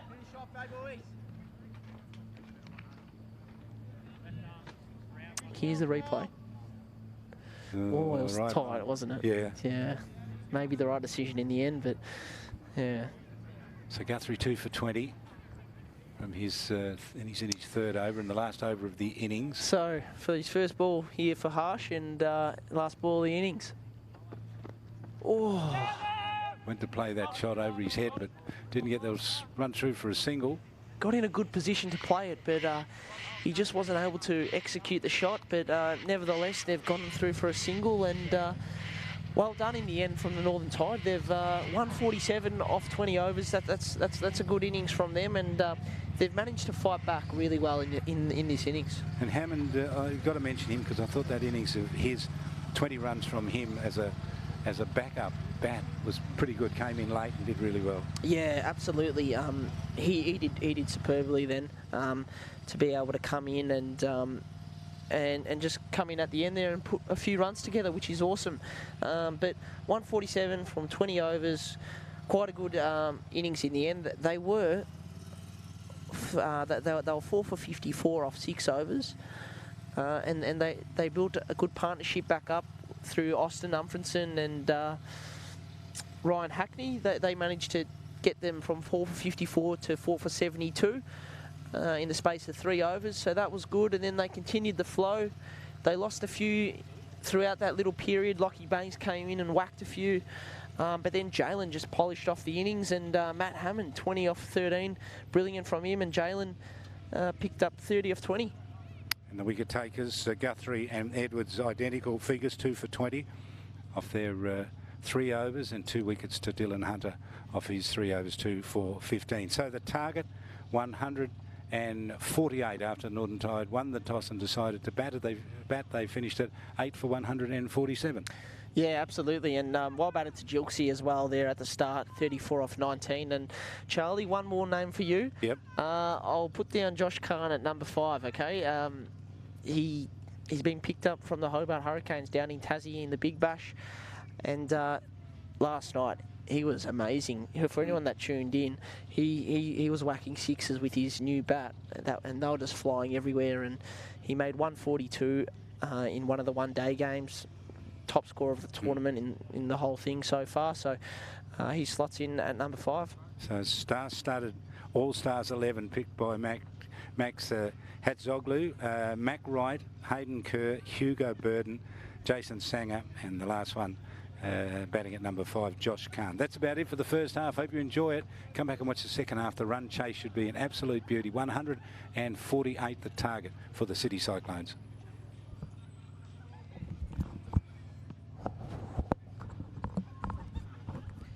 Good work. It's good, mate. It's an interesting game, isn't it? Oh, it is, yeah. It's a very... I think what Reece just said today. Yeah, I just to do a few interviews, like for job interviews.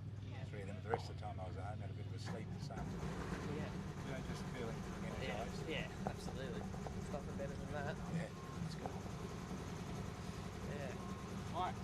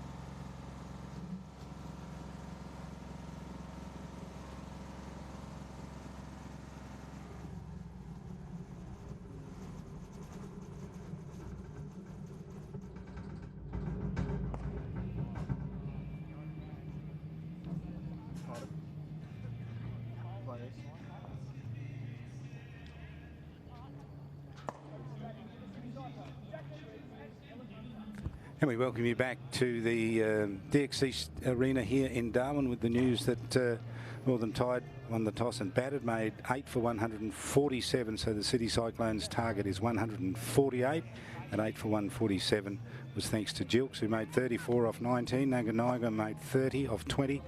And Hammond batted pretty well for his 20. The wickets, Guthrie and Edwards 2 for 20 each, and Hunter took 2 for 15 for the City Cyclones. So 148, and Max Hatzazoglu was with us. Max, can City Cyclones get 148? 148 to win. So yeah, that's right in the balance, I think, that total. So either team can defend this or chase it down. So a big second innings coming up here and one not to miss. You're watching some of the highlights there from the innings, and certainly Gilks was sensational at the start. Yeah. This is him batting here, and he batted fantastically well. His 34 off 19 was just a terrific start. And there's Jack Edwards opening the batting with Dylan Hunter. So I imagine Nick Larkin will be coming in next. Plenty of firepower here early on, and Dylan Hunter, he plays in New South Wales, and Jack Edwards, similar to Dylan Hunter, from New South Wales as well, and Jack Edwards is playing for the New South Wales Blues and also the Sydney Sixers.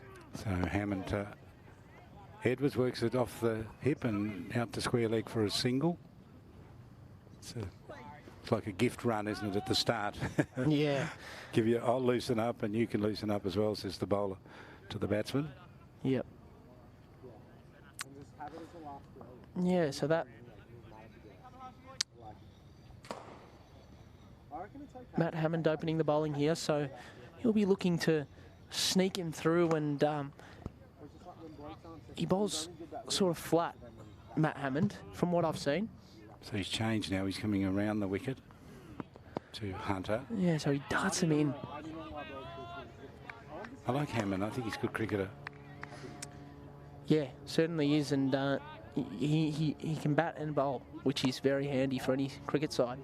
We just showed that good resolve there in that batting display, made that 20 in a support role. Did it well. He just accumulated the runs without us knowing that he was getting there, wasn't it? So he just went about the business. Yep. Run each here to Hunter and Edwards. Ball outside the off stump, got a thick outside edge, just going to roll away. Big chase here, I don't think going to get there. Gets to the rope right down in front of us. Yep. So 4 runs in the first over, always good when you're chasing a score like 148. Yep, certainly, and as you can see, the required run rate there is 7.5 and over, so they're going to need to try and go at that run rate. City Cyclones here. See how they go.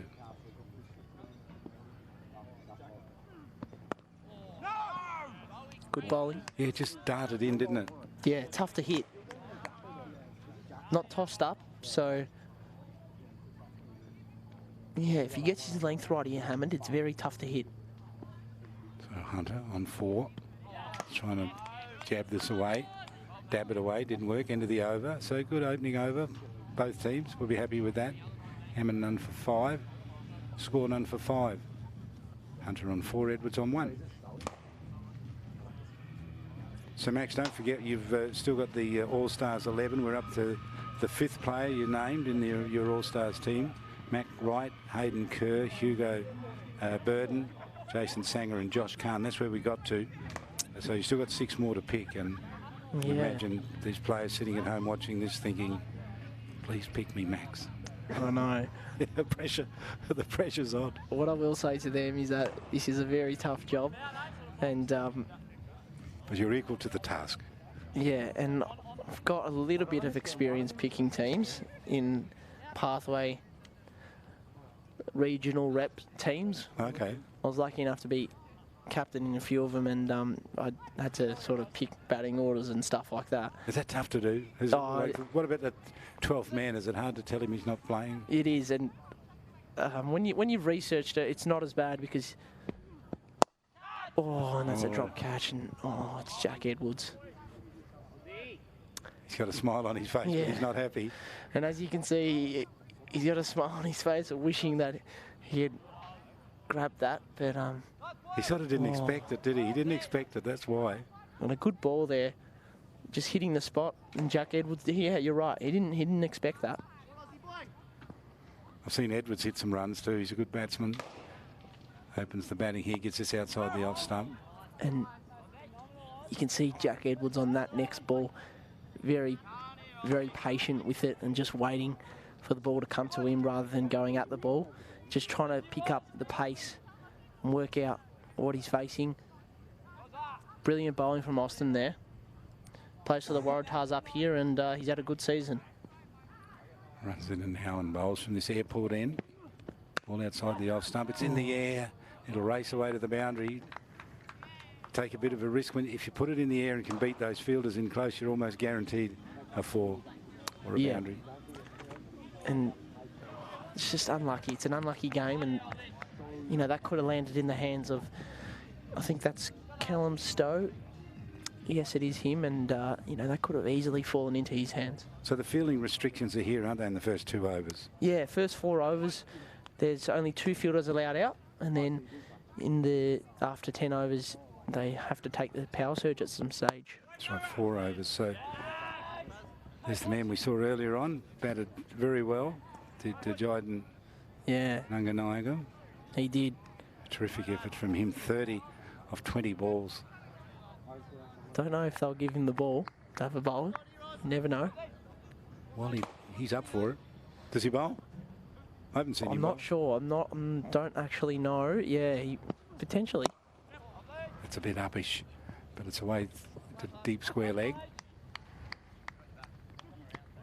And Judy, you were talking about picking those teams. Yeah.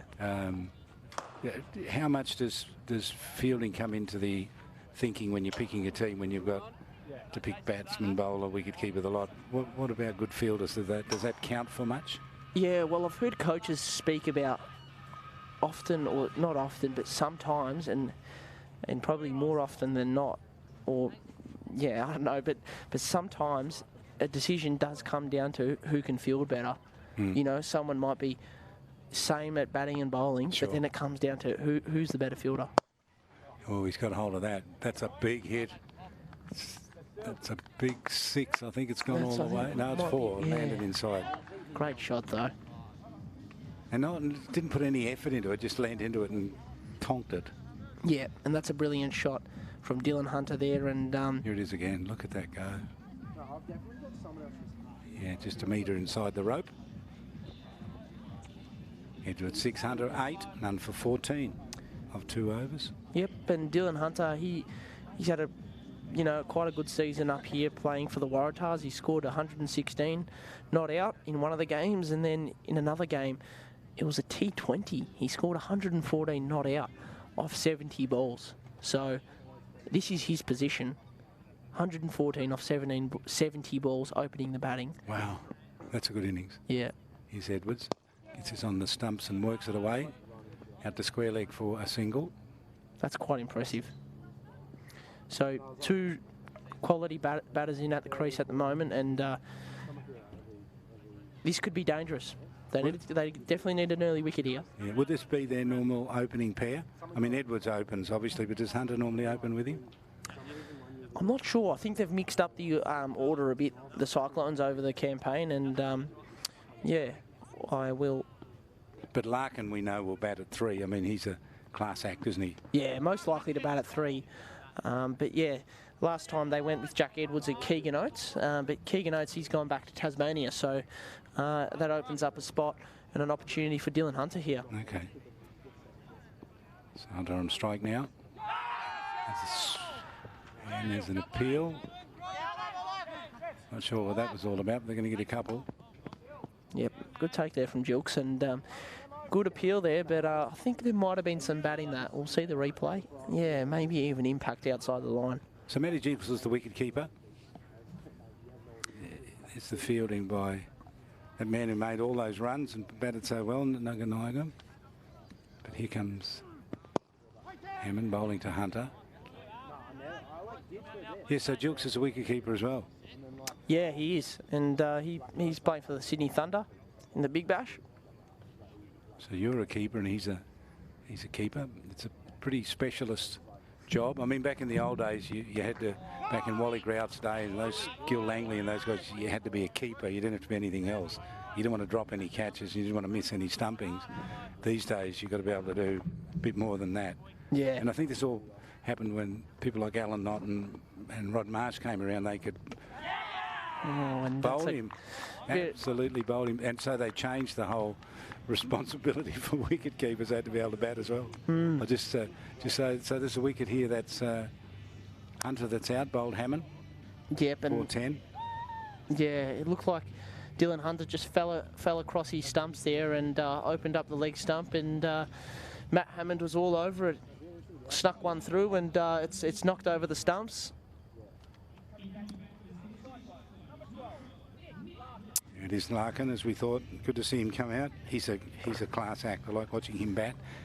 Absolutely, and as you heard there from the announcer, the ground announcer, Geordie Wright, Nick Larkin coming in, played for the Melbourne Stars, and he had quite a good season last year for the Melbourne Stars. I remember watching a few games.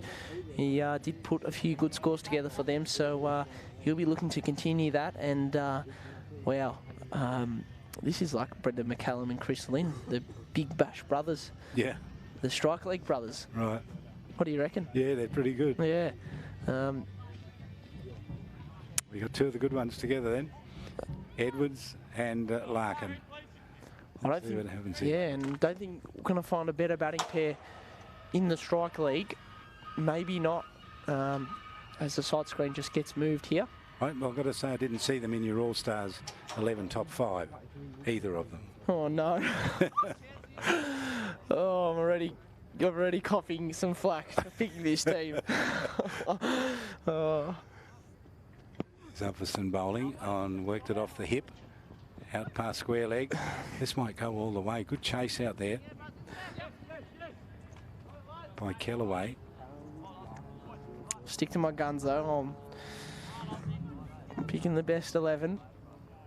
So we can't let you escape with half a team. So you've got 18 overs to come up with the other 6. Oh, and then you've got to pick a captain, by the way. Oh, yeah. Would the captain be in that 5? You don't have to reveal maybe if he's in there, but maybe. Very diplomatic. We'll see.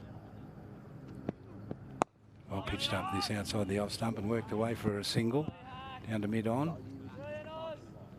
Now, was wicket keeping I was talking about, and I remember reading somewhere some time ago about a wicket keeper who actually used to get sore hands when he was wicket keeping. You know how you wear the inners and you wear your gloves, and he'd put a piece of steak in there in each hand. So he'd put a piece of steak in there.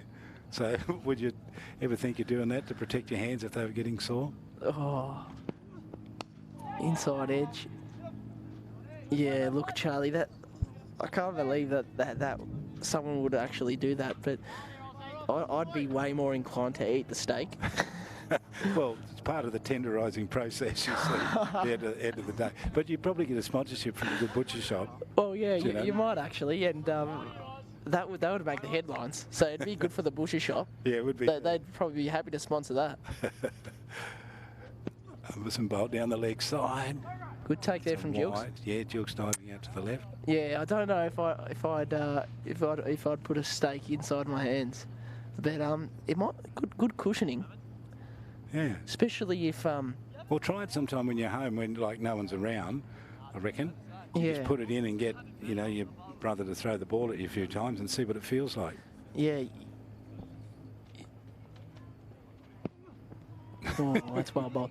You'd have to buy the cheaper steak, so it's a bit tougher. Yeah. You wouldn't want the top end ones. That you don't want a Scotch fillet. You want the rump steak or something, sirloin or something. Something a bit something that can handle it. Something that won't get squished. Yeah. Anyway, it's worth a try. Yeah, I might try. Edwards 11, Larkin 1. 2 of the top bats in this competition we've seen are these two. Get this outside the off stump, dabs it away for a single, takes off, hurried through, good running. 1 for 24. Yeah. It's a good start here from the Northern Tide. 1 for 24 off 23 balls to start the run chase. And yeah, they just got to keep going here. As you can see the scenario there, 124 off 97 balls. Humberston, none for 16. Oh, that was a good ball. That was a great ball. He got an edge on that, and the keeper snapped it up. Jilks took the catch, and Edwards is on his way. Have a look at this. Oh, he just left the bat in the danger area. Yeah, and it's just that pace that he's bowling at. It's quite deceiving. You got to wait for the ball, and that's brilliant from Humberston there. Just looked like he got a bit of movement off the pitch and found the edge of Edwards, and that's a massive wicket. And wowee, that's a massive wicket. I'm just repeating myself there because it is really. Edwards be bitterly disappointed. And coming in here is Campbell Callaway from the Melbourne Cricket Club in Victoria, as you hear there from Geordie, the ground announcer. There's that good mullet off to the left of the screen there. Yeah, you like it. It's quite a mullet, isn't it? Yeah, no, it looks good. We'll get to see Lockie Bangs' one as well when he comes on and has a bowl. But Campbell Callaway here, he's had a good tournament. He did well in the one-dayers, and he did very well back in Melbourne last year in the Premier Cricket comp. So he'll be looking to come in and score here and put together a good total for his team. So I'm going to tell you a story about, we were in Florence in Italy a couple of years ago and spent some time there, and we read a story about a tribe that attacked the Romans, and they tried to make the Romans think that their tribe was bigger than what it was. So they actually had the women, and the women all had long hair. They all got up in the morning, put the hair lifted over the front of their faces, and stood with the soldiers, and the Romans saw them and got a bit nervous about it. So, jeez, yeah, it's you know, all's fair in love and war, I guess. So the mullet would be useful for doing that if you haven't got hair on your face. Yeah. So 2 for 24. Larkin on a couple. Kellaway yet to score. A wicket to fall. Edwards out. Caught Jilks bowl. Humberston. Good stop. Good fielding. Yes, brilliant there from Anthem. Good energy. Two new batters at the crease here, so the game, this is where the intensity rises here. As you can see, a bit of pointing going on. Sanger trying to get his field right. The captain. I want to mention our umpires too, because they do such a good job. Rob Stewart and Mark Malberg. Good on them. Absolutely. They give it their time, and they just blend into the game. You don't notice them. They're there. They're doing their job, but they're very, very important to the game. Yeah, most of the time. Have you ever umpired? I have actually. Yeah, I'm an accredited umpire. Oh, you are? Yeah. Oh, really? Not just an accredited junior umpire. Yeah. But yeah, I did a bit of umpiring in the early days in the juniors, just after I finished up. Ball in line with the stumps, and yeah, the way it works it out. Doesn't get off the mark though. Still on 0. One of the umpires did drive up from Melbourne all the way up here to umpire. And that, it wasn't during the lockdown, it was just before the lockdown, so got out in time, and that looked very close, and we'll get a replay. That looked like it came out the back of his hand. Yeah. I didn't pick what happened. It was very well bowled. There it is. That was from the previous ball. See if we can have a look at it. Larkin's on 3. Kellaway yet to score. And we mightn't get to see it. Kellaway works his way from outside the leg stump for at least 1. Yeah, this game's right in the balance here. 2 for 25 off 4.4. So Sanger's an all-rounder, isn't he? You've picked him in your All-Stars team. He's batting at number 4, but he's an all-rounder, isn't he? Yeah, genuine all-rounder. He can bowl as well, so that'll be handy for the All-Stars. And he's an awesome batter, very focused and meticulous. Good bowling action. It's worked away. That could go all the way. I think it will. It does. Gets to the rope now. Do you like the idea of the rope? It brings the field in a bit, doesn't it? Makes the Makes the 4s a little easier and 6s a little easier to get, but does stops people sliding into the fence and all those things that used to happen. That used to happen, didn't it? Yeah. Straight into the fence. No, I think now they've got the rope, which is nowhere near as dangerous as the fence. And you know, like, good ideas are things that happen, and when they happen, you think, why did we ever have that any other way? Do you know what I mean? I can remember cricket where the fence was the boundary. Yeah. People were crashing into the fence and falling over it and doing whatever, and then they change. You think, well, that makes sense. Yeah. Why didn't we do that a long time ago? Yep. And there's some things, and that's right. People, you realise after making a change, why didn't we do that so much earlier? And it's something I think in T20s, why don't they just bowl 5 overs from one end? Because they talk so much about getting through the overs and making it a fast game. Yeah. Why not just bowl 5 overs from one end, then bowl 5 overs from the other end, and just do that for 20 overs? That's good thinking. That probably will happen. Yeah, and that just make the game a lot quicker. Yeah. Good for the good for TV. How's that? I suppose something that wouldn't be good for the broadcasters is playing the ads in between overs. Well, so they got to get that time. Yeah. Well, you still get it. I mean, you still got to change the bowler. That's right. Yep. And if the bowlers have to wait, so be it. But at least they don't have to run through, and that may take an extra 10 seconds. Yeah. Got onto that one, hit it through the covers. Towards the boundary, just a single though. Do you know what? I'd like to see, this is not a criticism, but I'd like to see more urgency in the game. Like, the game's there to be won, you know, and you've got to work. You've got to work to make it. I mean, it just doesn't happen. No, and that's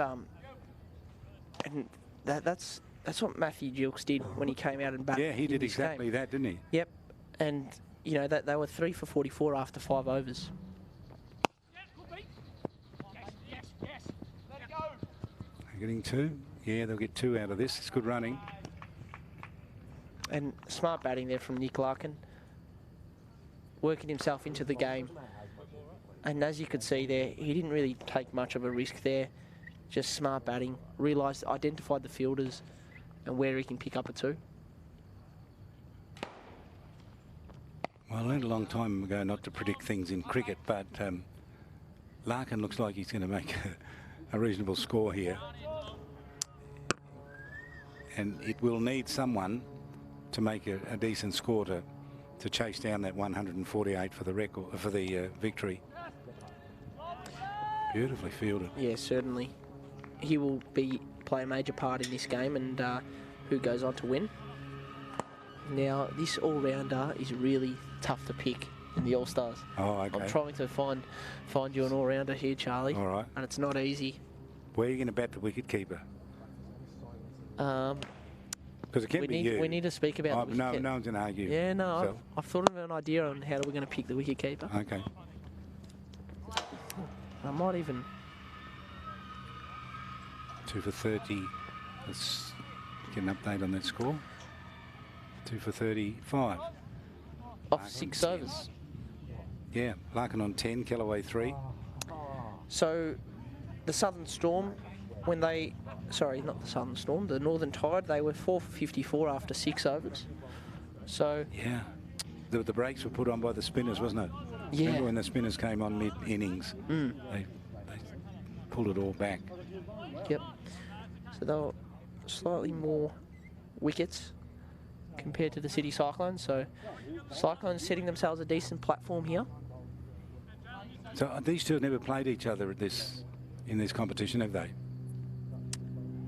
I don't think they have. No, we'll have a look at that. I'll get back to you on that. Ball on the stumps worked away.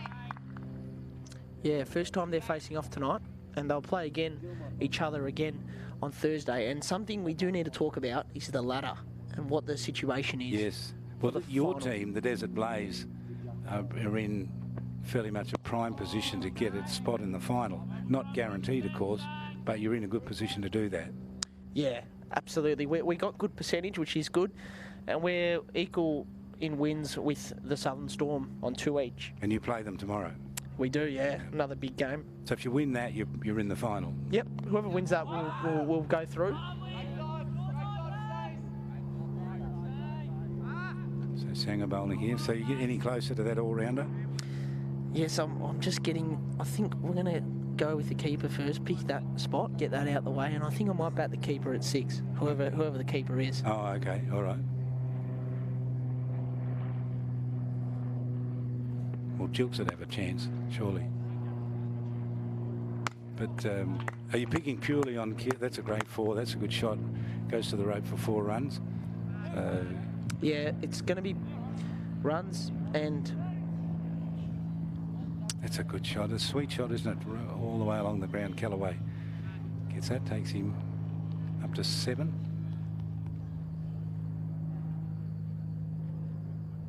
Off 11 balls, Larkin 10 from 8. 2 for 39 in the 7th over. Sanger jumps down the wicket. Callaway works it away for a single. Will he get more than one? They're thinking about it. They thought about it and then decided. When you stop and think about it, that's the time to decide no. Yeah. If you have to stop and think about it, then don't do it. Yep, that is right. Either do it spontaneously or don't do it at all. Certainly don't want to run out. So Larkin on strike. So we boldly predicted he would make runs and he didn't. He's out. He got a... I reckon that was a thin edge to that. It actually just picked up the noise from here. So he's caught by the keeper and he's out for 10. Disappointing result for him. Yeah, he's gone to cut a ball, try and hit it a bit squarer. And it was just too wide. And he's managed to just get a snick on it, unfortunately. And coming in now. That's a good wicket for Sanger to get, isn't it? I mean, It's huge. Feel pretty proud about that. Yeah, absolutely. And you could see they celebrated it because it's Nick Larkin, and we should mention that is a big wicket because, you know, Melbourne Stars player, they've managed to get him out and also Jack Edwards now. So 2 big wickets, and Ryan McElduff now at the crease. He'll be looking to continue and look out for his ramp shot. He can play ramp shots. So any pace bowlers that are on need to be aware of that. And if they've done their research, they'll know that he'll play the ramp shot. So that'll be one to look out for. Okay, McElduff, you see him there, number 20.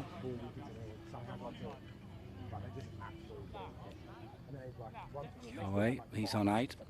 Sanger has 1 for 11.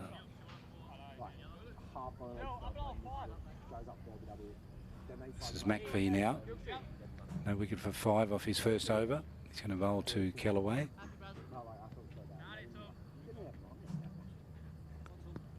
Left-handed bat, Callaway. Faces up. He bowls at him and he hits it out to the covers and nearly a catch.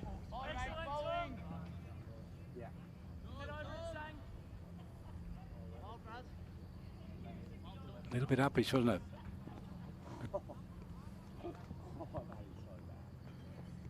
Shortish ball, punches it out to that same position of point.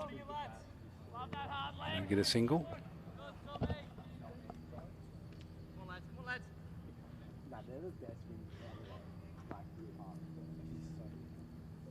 So here comes McLean, runs in and bowls outside the off stump and he belts this one through the covers. It's a good shot. There's a sweeper out there, gets it, fires the return back. Got there on the first bounce, but not quite over the stumps. But Callaway was able to get a single. Yeah, good batting there from Callaway, just getting himself into this game nice and slowly. That run rate's going up to 8.56 now, so it's getting to the point where they're going to have to start ramping up the scoring here, or else this game might get away from them. It's tough, and the Cyclones finding themselves in this situation yet again. See what they can do. McPhee runs in and bowls ball on the leg stump, spins away. Wide, says the umpire.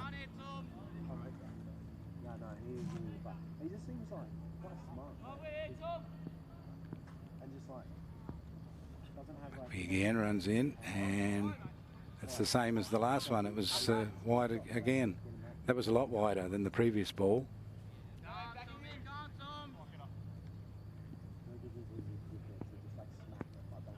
Beautiful scenery out there. Love being at the cricket at night, watching it, day-night matches, T20 competition, top players from around Australia taking part in it. This is game 6, City Cyclones and Northern Tide. Ball in the air, squeezes it away, we'll get a single out the point. McInduff off the mark. 3 for 44 in the 8th over. Target 148 after the Northern Tide won the toss and batted.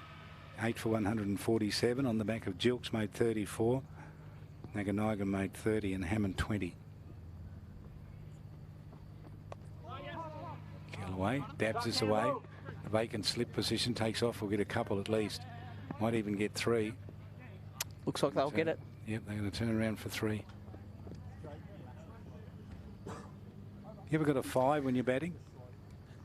A 5? No, I haven't. Yeah, but Charlie. So we've got 3 options for the keepers. Oh, okay. And you're going to decide. So you take your pick here. I'm going to give you a few stats. Oh, okay. All right. So the first keeper we've got here has taken a total of 9 catches. He scored a total of 62 in the T20s and 121 in the one-days. Keeper number 2, 2 catches, 3 stumpings, 30 runs, those in the T20s, 13 catches in the one-dayer, and then 1 stumping in the one-dayer, and 65 runs totaling in the one-dayers.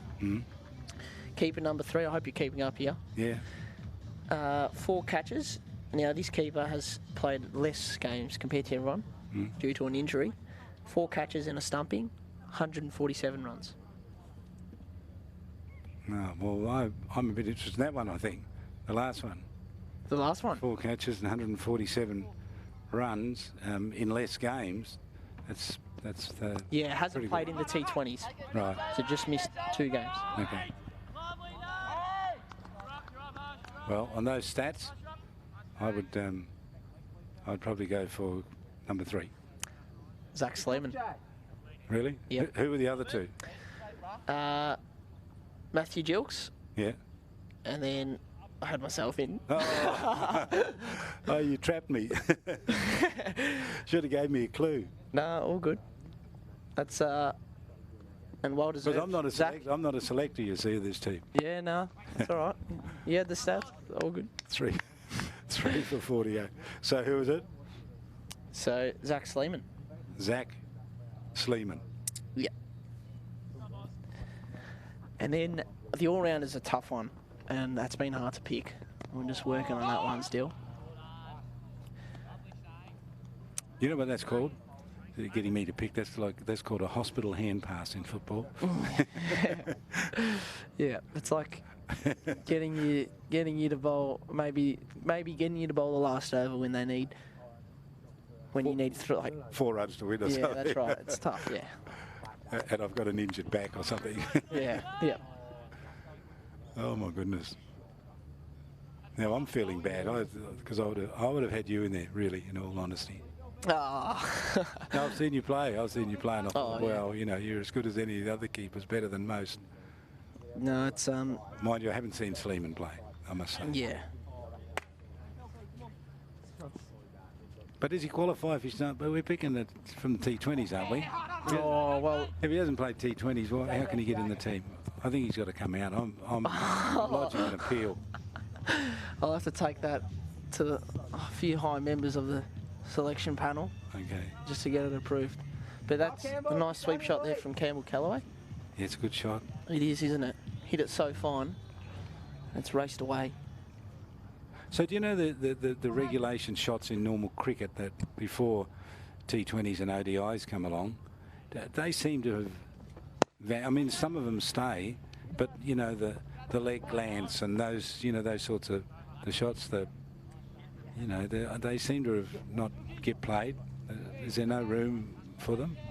The regulation shots? Yeah. Yeah, I think... I mean, the game has to change, obviously, you know, because it's a different way of playing cricket. Yeah, you do see the innovative shots being played a fair bit.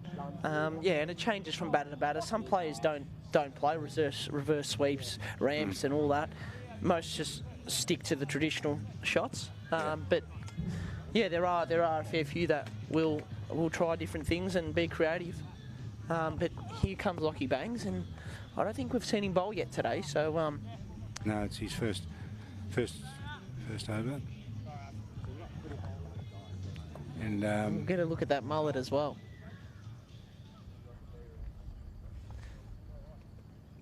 Good to see him now. Just Callaway's doing well here. 18 runs from 19 balls. McElduff 2 from 5. He is Callaway. 3 for 54. 94 from 66 balls. That's starting to become a tough ask for the Cyclones. Yeah, and I wanted to make a point about that because now's almost the time that they need to start accelerating this innings to keep themselves in the game. And as you saw there, Ryan McElduff pushing for the single, and I like that. Obviously, you don't want to run out, but they need to start ticking over this score, or else this game will get away from them, and then the task will just become too difficult. There's a point where you just got to accept that you sort of need to take the risk. So Bangs comes in and bowls. Bangs this one in. Pulled away.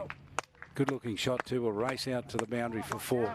Now I want to ask you, Callaway, does he would he fit the mullet group? Yeah. Has he got a mullet? He's got the length of hair to potentially get a mullet. I think someone, maybe his roommate potentially needs to get the clippers out. Oh, he's landed into that too. Hit it square of the wicket. That's a nice shot. That's a really nice shot. I love that shot. That's a late cut and it leaning across to it and just rolling the wrists over the top of it. Hit it right in the middle of the bat. Have a look at this and enjoy it. Lovely shot. Look at that. It's lovely, isn't it? That's a great shot, and that's awesome. And look at that required run rate. Just dropped from about 8.5 to 8 and over. And this is how quickly T20s can change. In 2 balls, 8 off 2. Yeah. It just changes things so quickly. So really good batting there from Campbell Callaway, punishing the bad ball. And that's well bowled from Bangs. Callaway looks very solid, doesn't he? He played that shot well, got right in line. Hit 2 4s prior to that. Absolutely, and quite evenly matched this game at the moment. And I'll provide. His Banks runs in and bowls outside the off stump, and he's had a big go at that one. It looked like that just popped up a little bit more. It jumped, that one. didn't it? Yeah, we'll get a replay of it. Because he definitely hit underneath it. Have a look. Yeah, and I think he just rolled his fingers around it, which gave it that variation, and it just popped up a bit. So good little change up, and that's something that I don't think the Cyclones did as much as they could have. They could have changed it up a little bit. So we'll see what the Tide do here. Last ball of Bangs' first over. Hit away for a single. Not going to take the second run, so it's Bangs 8 runs off his over. So that's the 10th over completed. So will they take a drink? Well, it looks like they will, and yeah, as I said just before, quite evenly matched this game. The City Cyclones right now are 3 for 63 off 10 overs, and when the Tide were batting, they were 4 for 77 after 10 overs. Yeah, it's a big difference, isn't it? Yeah, a little bit of a difference. You know, they were 1 wicket down. They were 4 wickets down, 1 extra compared to the Cyclones right now, and 77 runs, so a little bit more. Yeah, so 14 runs difference. Yeah, so yeah, look, it's quite evenly matched, but the Cyclones, they're going to have to bat well in this game to finish it off, and yeah, they've got a little bit of firepower to come. Yash Pedneka can hit a boundary. Jackson Edmondson, he's a good class player, so there's a bit of batting left. There's the Northern Tides score. See it on the screen there. Jilks with that 34. Naganai got 30. Hammond got 20. And Ryan Hackney, we don't mention him, but he grabbed 19 off 25 before he was out to Callaway. Guthrie, identical figures there, aren't they? Guthrie and Edwards, 2 for 20 off 3. Yep. And Dylan Hunter, 2 for 15 off 3. So it was a good innings, 8 for 147. That's going to be hard to get from here. Not beyond City Cyclones, but we're going to have to work. Let's see some of the highlights here. There's a glorious shot. That's the shot of the match for me. Beautiful square cut. And that sweep shot, really good there. Just rather than leaving that for a wide, to punish it and put it away for 4. And another sweep shot there from Callaway. And look how hard he's hit that. He's split the 2 boundary riders, which is brilliant batting, powerful. And I just like seeing the balls on the turf, you know. And I like seeing the lofted shots as well, but there's something about a square cut and a cover drive. Yeah. That, you know, it's just... It suits all formats. It just looks nice, doesn't it? Yeah. The bat comes into play. You've got to hit it in the middle of the bat. Yeah. You've got to get over the top of the ball. You know, all those things have to come into play. Certainly. I still think they should have that, you know, for senior cricketers. As you know, you could have a Sunday morning, come down and have a bat in the nets. You know, you just want to have that feel of hitting the ball in the middle of the bat. It's such a good feeling. Do you know, when you hit a cover drive and you hit in the middle of the bat, you can feel it in your forearms. Do you know what? It's priceless, isn't it? Don't you think? It's just so nice to do. Yeah. That's like scoring 100. You can't put a price on it. Do you know it's the best feeling. They've got this thing called walking football that they play now for the over 50s. Yeah, yeah. So it's football, soccer. Soccer, but you're not allowed to run. You're only allowed to walk, and you've got to be over 50. You know? That's the deal. You know, you've got to be over 50. And do you play? Well, I'm going to play, but they've. I think they've deliberately put it on so I can't, because I'm keen. They're putting it on when I'm working on air, so I can't do it. But so I'm calling for, you know, you got to bring a birth certificate that's got to be, you know, authorised, and you got to present it at the gate, because you don't want no young 49-year-olds coming on and you know, scoring goals and stuff. Yeah. But you could, what could you come up with something similar in cricket? Well, a different sort of game. Yeah, walking cricket, would that work? Walking cricket, yeah. So you can't take any more than, that's a wide, then a couple of steps to bowl. You know, because these are over 50s, you know, you bowl. You know what? Maybe it's a 4-ball over or something, I don't know, whatever. Yeah, and I quite like it, actually. It's a good idea. Could look after our senior Australians, you know. Absolutely. Give them something. Give them something to do. So we're half tongue in cheek, but at the same time, the bigger issue is about making sure senior people get an opportunity to play sport, to encourage them to play more sport. That is a big wide. That is about as wide as you can get. And this could be the big over for the City Cyclones here, where, you know, they're already 2 off the first ball, so they can get this up to 80 by the end of this over if they get the chance to. Yeah, that's wide again. And push 2 there. Looks like they'll just get the 1. That's that urgency I think I was talking about earlier on, you know, just really... Yep. I'd like to see more of it. And that could have been a wide, especially when it's 81 off 58 balls, where you are under a bit of pressure. You know, you got to score more than 1 a ball, so you do need to try and pinch a few runs if you can, because this game will probably come. That's a brave shot. He walked a long way outside off stump and hit it out past square leg. He did, and yeah, that's good movement. Good, trying to create something, and don't you think we applaud that? We do, yeah, because that might open up something and it might put off the bowler. So Callaway, 28 from 27. Can he build the fight back here? Oh, he's had a slash at it. And that's the thing with cricket. I mean, you know, every ball can almost determine the outcome. You know, I mean, you can get out on any ball, you know, and you can hit a 6 on any ball. Went back to that one, hit it off the stumps, through for a single. And you can see the ball, Antamir bowling, he's turning it. So I'll just see the field here, but I think Ryan, he's looking behind square here, so you can see that. I think he's going to target that fine leg region where it's open. Oh, yes. It's a wide. Is that a wide, sir? No. Oh, we could keep having a bit of a look at it. Certainly look wide. Wide-ish. He wasn't happy, Ryan. 3 for 69 off 11 overs. And the target, 148. Yeah, it looked close. 9 overs to go. It's going to be hard. Yeah. 79 from 54 balls. You need one big over, don't you? Maybe this is going to be it. You do, and one big over of 15, which is possible. You know, that changes a lot. Yeah. So, you know, they'll be looking to try and get that, and it might come in one of these overs right now. Are they playing the power surge here? They can play it here, can't they? They can, yes, they are Between able 11 to. and 19, so. Yep, but yep, exactly. So the required run rate there, 8.78 and over. So still in a good position. I don't think by the time it gets to 9, that run rate, that's when it starts to get tough as a batter. So they want to just keep it under 9 and that'll give them a chance. So would they know, but the batsman there wouldn't know what the equation is, would they? No, well, yeah, it's not up on the scoreboard, but sometimes that's a good thing because when it is up on the scoreboard, you start to feel the pressure a bit more because, you know, it's always up there and it's in front of your eyes the whole time. So it might be a good thing that they don't know the required run rate. Right. And there he goes. He's got onto that. That's gone a big 6.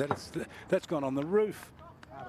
It's a massive hit there, and that's the biggest hit we've seen today. It's landed on the roof. Have a look at this. That is a great shot, Callaway. You ripper. And believe it or not, over the roof. But these two have been living with each other the past 9 weeks in the same room at Ridges. Right. So they know each other quite well, and that's Callaway and Callum Stowe. Oh, so the bowler and batter. Oh, the bowler and the bat. Yep. Oh, well, it might be a frosty night tonight. Yep, they're both from Victoria, so they know each other. They know each other's game. That'd be right. If they ride home together, it'd be a silent ride, wouldn't it? There wouldn't be too much talking. Well, we'll see what happens here. Of course, Stoke can get a wicket. That'll soon even it up. Yeah. And if that wicket happens to be Callaway, well then there'll be plenty of joviality around the discussion. Yeah, and you can see Campbell very focused, not really getting distracted by his roommate, nor his Callum Stowe. But you can there's a lingering sort of silence that you can see between them. Well, that 6 by Callaway makes him the top scorer for the match. That's pretty good because he surpasses Gilks' 34. Yeah, and he's batted well. And there's the ramp shot we see from Ryan. He loves to play that. Probably more effective against pace, but you can see he's even going to it, even against spin, because he does play it very well. So just playing to his strengths, which is smart. And so Ryan, he will try and target that fine leg region. Oh, nearly a catch. Nearly a catch, but a single at least. I just wanted to ask you, Max, about the wear and tear on the ball. You play with a new ball every time. Do both teams get a new ball? Each team will get a new ball. How long does it take for the ball to lose its shine? This white ball, does it? Yeah, quite quickly. Like, usually like. It varies, to be honest. It does vary. Sometimes the shine, disappears quite quickly, and the swing will disappear within 5 overs. Right. But other times the ball is still swinging in the 15th over. We found that in one of the games that the ball was swinging late in the game. Yeah. Later than usual, around the 16th, 17th over, and usually, the swing does disappear after the first 10. Right. Is that the same in, the Big Bash League and those? Yeah. The same sort of thing? Quite similar. Yeah. They're using Dukes out here today, or in this whole tournament. We've been using Dukes in the Cricket 365. In the domestic competition, they vary the ball, but the Kookaburras don't swing as much as the Dukes. So it does vary ball to ball and depending on the conditions. So Lucky Banks is going to come on and bowl.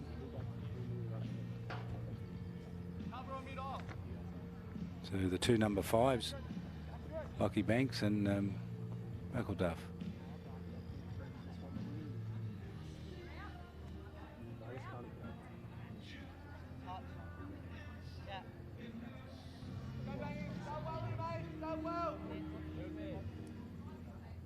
And I'm just trying to get that all-rounder for you now, Charlie, for that number 7 spot. We've got 6.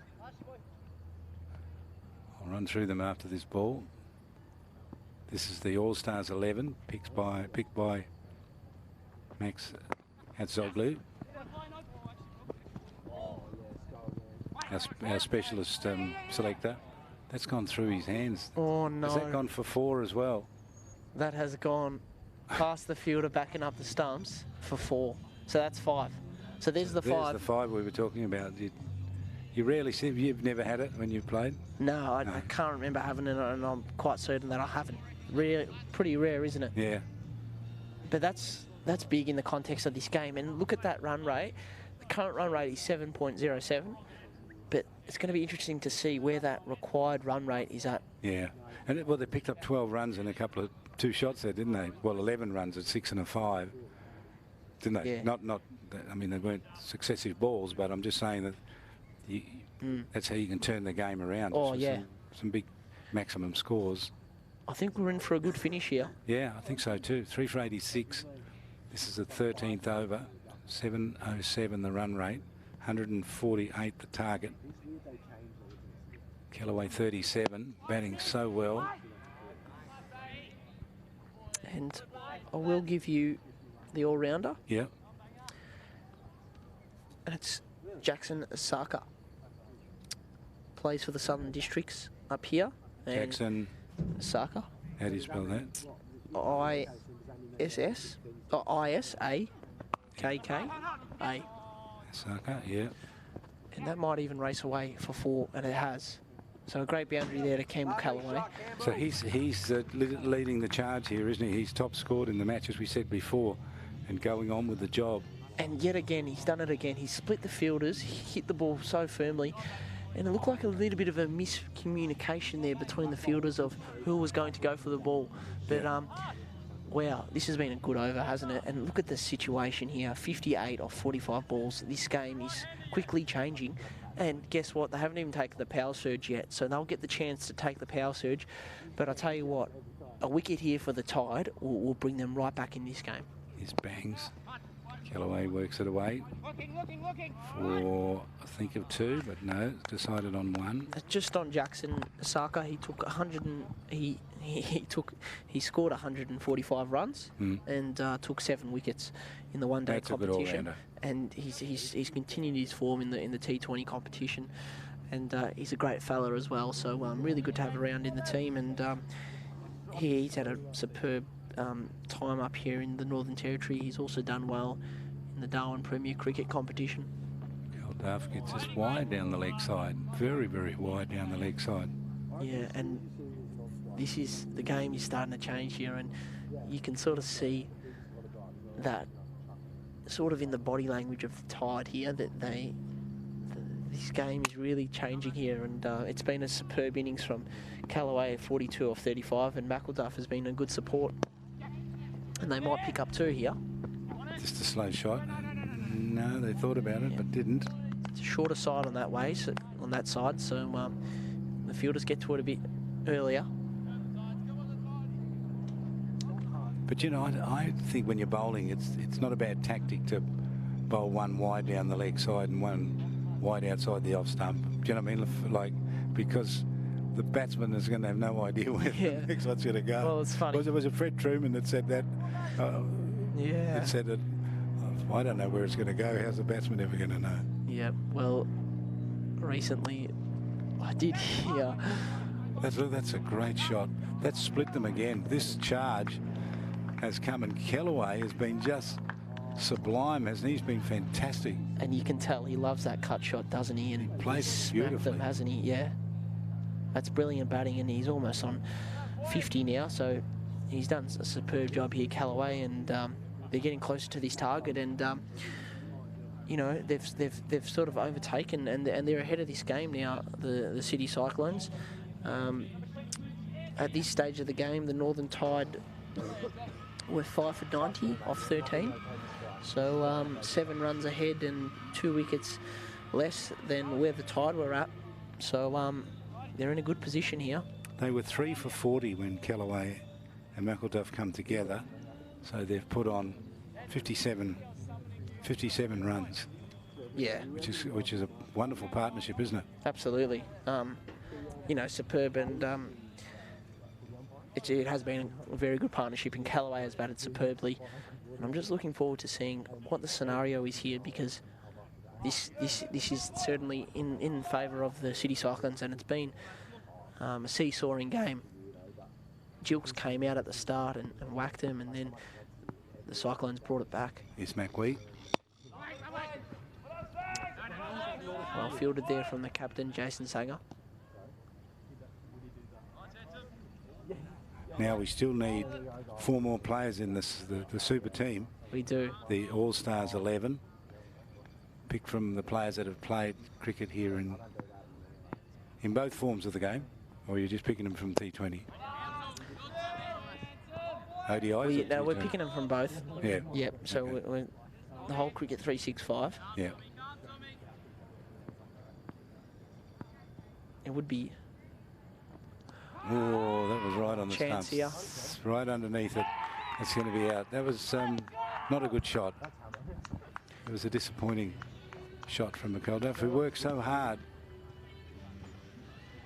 Yeah, tried to target that fine leg region where there was no fielder there behind Jalen, who took the catch. But unfortunately, just a top edge and safe hands there from Jalen, and well bowled there to Ryan McElduff, or Nakvi, in fact. Yeah, it was Nakvi, so he gets his first wicket, and McElduff heads off 13, out for 13 off 14 balls.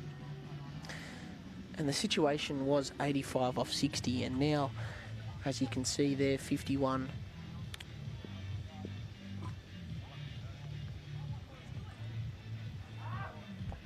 Off the last 40 balls. So 51 off 40 now to win for the City Cyclones, and very gettable, just over 1 a ball. And they've got 6 wickets in hand here, and Yash Bednecker comes to the crease. So these two know each other well, these two batters at the crease.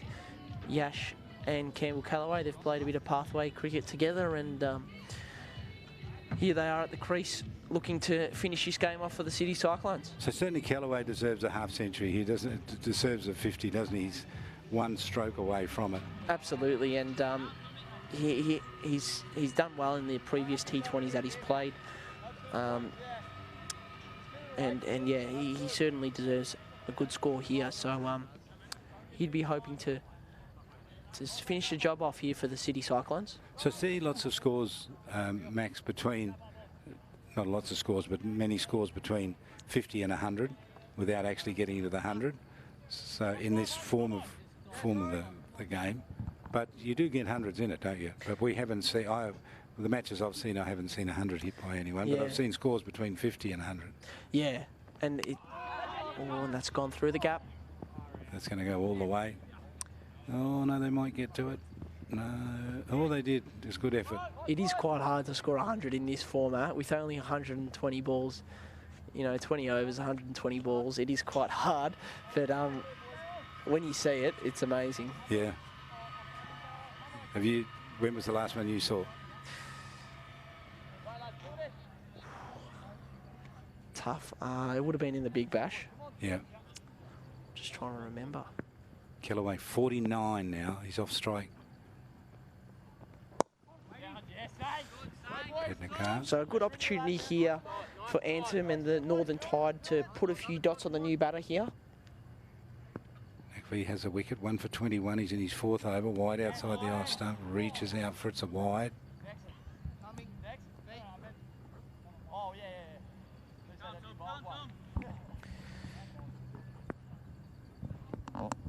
So the power surge hasn't been played yet. No, it hasn't, and it's interesting to see when they do use it. Now that a new batter is in, they might just hold it off, but yeah, it is interesting to see now when they will use it, because with a new batter in, you don't want to sort of make them try and hit a big ball from the get-go, because it is a lot more difficult to do it then. So I think they might just wait one more over here and then they might take it. But it's really important that Callaway does stick around here, especially while Pednecker is early on in his innings, because you never want a situation with two new batters at the crease. No. That's when pressure can mount on the batting side. So hopefully, for the sake of the City Cyclones, they stick around here and they can build a little partnership.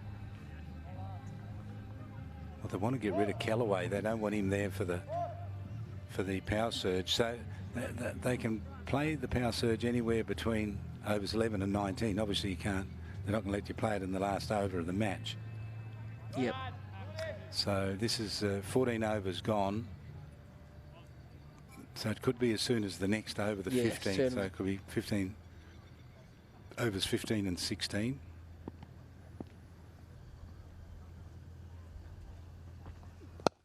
Pednecker on strike, hits it out through the covers, not through the covers, but to the covers, and then off for a single. So that gives Callaway a chance on 49. Would he know what he's on, Callaway?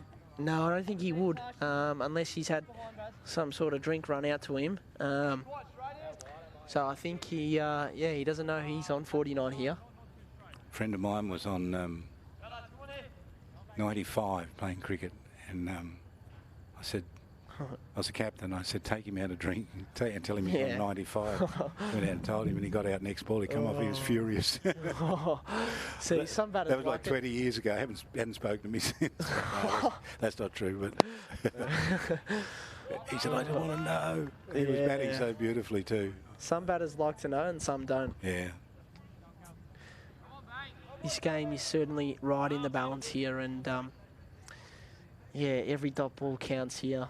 Callaway's batting a bit like he knows he's on 49. Yeah, maybe he does know. He's probably... Because they had a drink, he might have been told. He might have been adding the score since then. He might know that he is close to it. Yeah. I'm sure he would.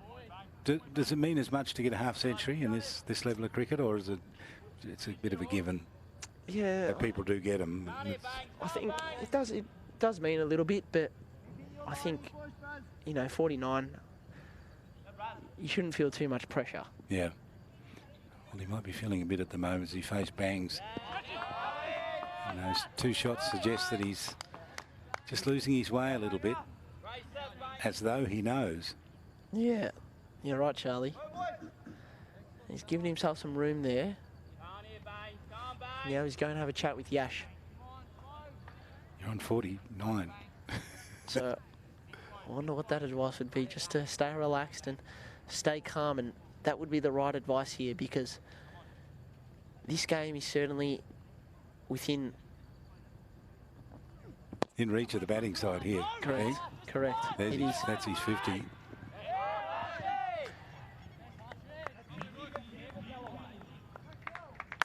You know now. That's a good effort. Good innings from him too. Played it so well. Played some beautiful shots. Absolutely, and 50 off 41 balls. That's good, isn't it? That's really good. And he came in a situation where Nick Larkin and Jack Edwards were just out, and to do it, he's 18 years old, and to do it, under that pressure is a great effort from him. So brilliantly played, and yeah, it's superb. Hopefully he's still got a big job to do here. So the power surge to come. If you're watching this, don't go away, because this game might well be determined on how many runs come out of the surge. Certainly don't go to sleep. Couple of overs. For those in Sydney and Melbourne, it's late at night, but it is late at night. But just stay awake. Don't fall asleep. I'm sure. Do anything. Matchsticks to hold your eyes open if you have to. Yeah, it's not too late. It's what is it down there? It's 9:13. So it's 9:15 here. Quarter past 10. Yep. So hello to all those people in Victoria, New South Wales that are in lockdown. Our thoughts are with you. We know how tough it is for you. Maybe cricket can bring you a little bit of joy. Absolutely. Watching this good battle here under a beautiful dry season night in Darwin. Lights are on, grass is green. And still got 3 days of this left, so plenty of action left, and yeah, much left to go in this tournament. There's it's pretty exciting. The finals on this Friday, and the top 2 go through to the finals. So at this stage, every single team can get through to the final. So all 4 spots, all 4 teams are alive, and the top 2 spots are all possibilities for every single team. So certainly a lot to play for in every single game left in this competition. So tomorrow, Desert Storm take on Desert Blaze take on Southern Storm, and if the Blaze win that, then they're assured a spot in the final. So you could watch that game. Max is playing in that.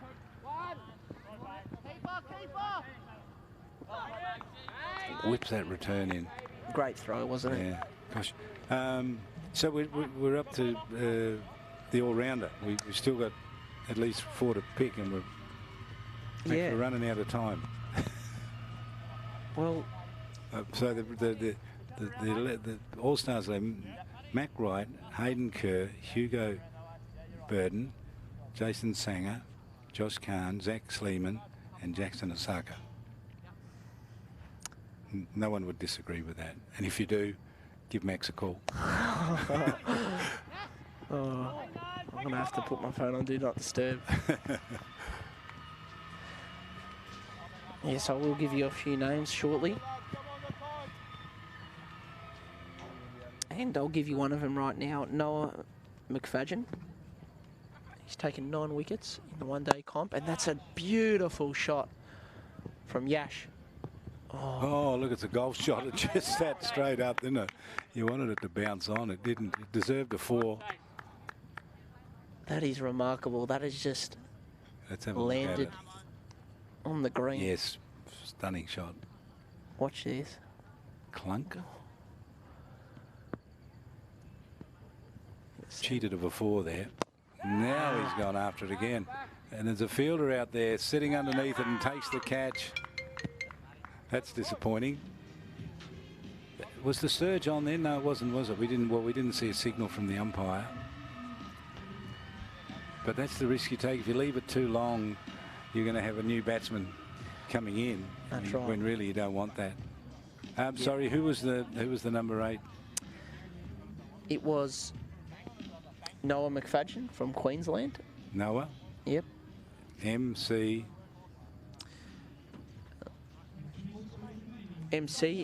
FAD YEN. He took 9 wickets in the one-day competition. Yeah. And his batting was significant. He contributed very well with the bat for his team, the Northern Tide. Unfortunately, he has gone back to Queensland now, but yeah, he did very well, and he contributed with the bat. Just trying to find what he scored. 71 runs. Yep. So and he finished a number of games off and won it for his side. So or just got his team, scraped his team to a good total. So he takes the number 8 spot, the youngster. So Kellaway's on 51, and joining him is Josh Neal. So 5 wickets down. We're in the 16th over, 39 required from 26 balls. It's a replay of the shot that goes for, just gets pulled up inside the rope, doesn't it?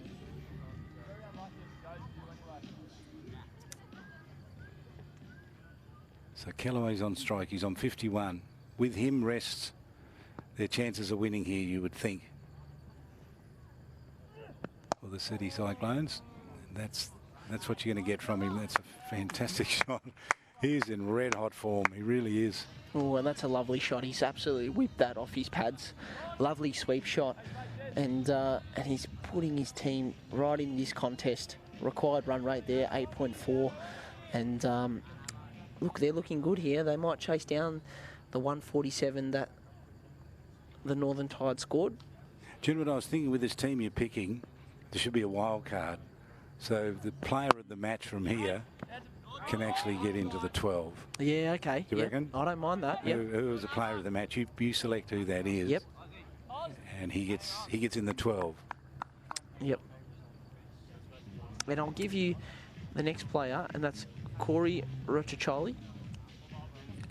Well, good luck spelling that, but anyway. Yeah, he took 11 wickets from 5 games. He's gone now, hasn't he? He has. Yeah, but he's a very good player. He's gone back to WA. Plays How do you spell it, sorry? ROCC. Yeah. HICCIOLI. Wow. Yeah. Chicholi. Yep. That's number 9. Number 10, I'll give it to Christopher Tremaine. Oh, yeah, Chris Tremaine. What a 10 great wickets. Player. Great player he is. And last but not least, he's just taken wickets so often, and that's Blade Baxter. 14 wickets from the 6 games he played. He bowled superbly.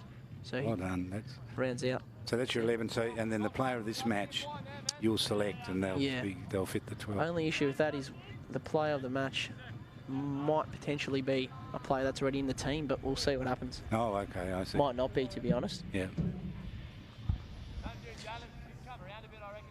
Well, a little bit of manipulation can happen. Yeah. So there's Neil on strike. Josh Neil. Does he bat a bit? Josh Neal, yes, he does. And he scored 100 here on this ground under lights. Wide ball. You're probably a bit confused, and for the listeners at home, they're probably a bit confused that I've said that he made 100 here under lights. It wasn't in any of these T20s. They played a two-day match here under lights, and he was playing for Pint, and they were playing against Darwin, and he scored 100 for the Pint, and it was under the lights when he took his helmet off and raised the bat. Wow. Good on him. Scampers through for a single. 5 for 115. The 17th over. Target 148. So it's within grasp as long as Kellaway stays there. And the surge, it's surely got to come now. Yes, and they have taken it now. Oh, they have, yes. This is the 17th, so they can't take it any other time except now. Can they? Cause, they've got to take it in the 18th. Yeah. Yeah, if they don't take it until then. Yes, because you can't take it in the last over, so you can take it for the 18th, 19. Yeah. Yep. So they're taking it for 17, 18. Okay, Kellaway, what can he do? His team needs 33 from 23 balls. Mid on back and cover. That's beat the fielder there. That's racing out towards the boundary. Fielding out there keeps it back and keeps him down to a single. And that's brilliant fielding, because that could have been a 2, but well fielded out there from Matt Hammond. And more than just cutting the runs down, it kept Kellaway away from strike, didn't it? Yes, that's true, and that's what you want in this situation. You want to have the new batter on strike rather than Callaway, who's on 56 and striking them nicely. And that required run rate now is just pushed up a little bit to 8.73. Well, Kellaway's seeing them like they're pizzas. Do you know what I mean? Yeah, and that might even race away for 4. That's going to go for 4. That's a great shot. Well, the plan to get Kellaway off strike, if not that it was one, but the one that happened, didn't pay dividends in the end because Neil hits the 4. Yeah, and they might want to continue this way, because I'm getting notifications left, right and centre that there's rain coming. Oh, really? Yeah.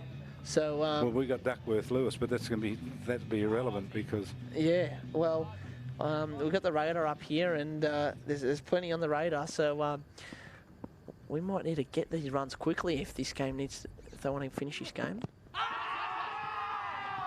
Struck him on the pads, but going down the leg side. Yeah, it's not looking too bad though. It might miss us. Okay. The rain. Well, see, I thought a little bit of rain today was the hello, it's not that far away from the wet season. Yeah. So we start getting rain around now. Yeah. So let's hope it stays away for the completion of this tournament with a couple of games to go. And I'm already getting messages about that team I've picked. Oh, really? Thanks for picking me type things. That's gonna go for 4 as well. That's a great shot. Kellaway again. Oh, he's in top form, isn't he?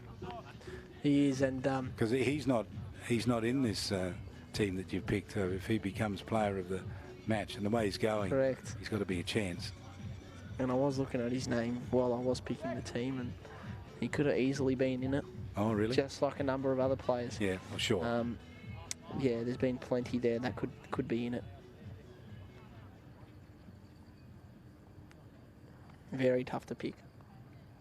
Just mention the Paralympics now too. That's on telly tonight. So those people who are at home watching this, they can turn the telly on to. I think you'll see some of the Paralympics. The opening ceremony probably on tonight. I'm pretty sure. And what a great celebration of that of sport for what it all stands for, the Paralympics. Yeah, certainly it is. It is amazing. You know that you know, regardless of any sort of disability, everyone gets a chance, and it's awesome to see it on tally. So don't switch over yet, because this game is getting down to the wire. 22 off 18. City Cyclones, they're looking the goods here, but they haven't. Have they won? I don't think they've won a match, have they? They've won one. One, okay. So they haven't won often. So this is going to tighten up the ladder, though. So it'll be interesting to see who takes this win and what it means for the comp. So we're in the 18th over. This is the last of the Power Surge overs. So if the Cyclones do win this, the last game will come down to whichever team wins and if they have enough percentage. Right. So if the City Cyclones win this, which at this stage they're looking like they will, but you can't. There's no guarantees at all. Right. So here's Kellaway on strike, and he's belted this away, and that's a shot that goes out towards deep mid-wicket. They just get the single.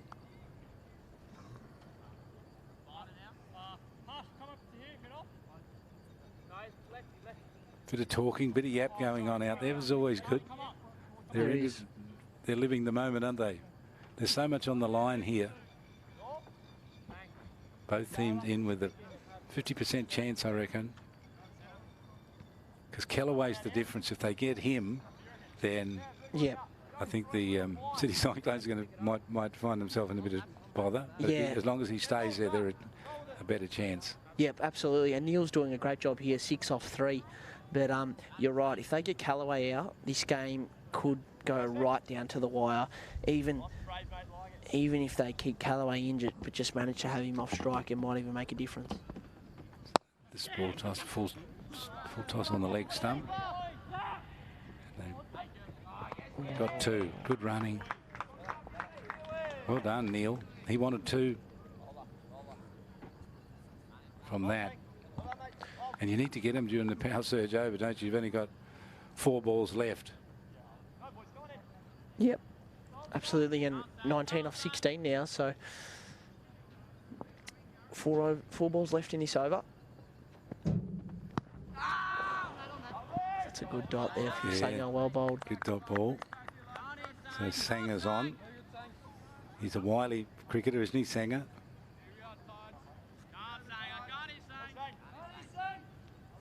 And a smart thing to do now would be to try and get a 2. You know, it's a low-risk option. Got that off the pads. It was a pretty good shot. Well fielded there from Callum Stowe. Brilliant. Kept him to 1. Yeah, it was good fielding, wasn't it? Up quickly and rips a return back in and turns a possible 2 into a definite 1. Yep. In the field now, they've got everyone on the leg side back except for fine leg, and they've got a long off out and a cover. I've really enjoyed this match. I enjoyed the first innings and at 8 for 147 and seeing Jilks bat so well in it. Yeah. And then Hammond coming on late and making runs, and then to see this Kellaway's, and there he is taking that risk, getting outside the stumps to play the shot, exposed the stumps and got bowled. So Sanger. Now did he play that on? It looked like it was going to miss off. He might have come off his pads, did it? Quite unlucky there because he wanted to hit it there, but obviously just not on the stumps. So unlucky there, but a brilliant innings there from Campbell Callaway, 62 off 48. And you can just show how important that wicket was by the celebrations of the Northern Tide there. You know, they were pumped up. Sanger was very happy to get that wicket because he knows just how important that is in the circumstances they're in right now. And coming to the crease now is Jackson Edmonston, who is another player that has had a good tournament with the bat and ball. So, you know, he'll be hoping to finish his innings off, and he's certainly capable of doing that. So, a big finish in this game, and yeah, you almost got two new batters at the crease, so it's getting tight here. Edmonston and Neil with the job to do. 6 for 130, target 148, so they need 18 runs, and they got 2 overs and 1 ball left. So it's within their grasp. So both teams will be believing here that they'll win this match. Certainly. Can take some good fielding. It's going to take some good batting if the batting team is to win it. So it's 18 off 13 balls here. So right in the balance. So Edmondson's just come to the wicket. So he hasn't faced a ball yet. It's a replay. That's that nice shot that went for 4. Split those two fielders out there.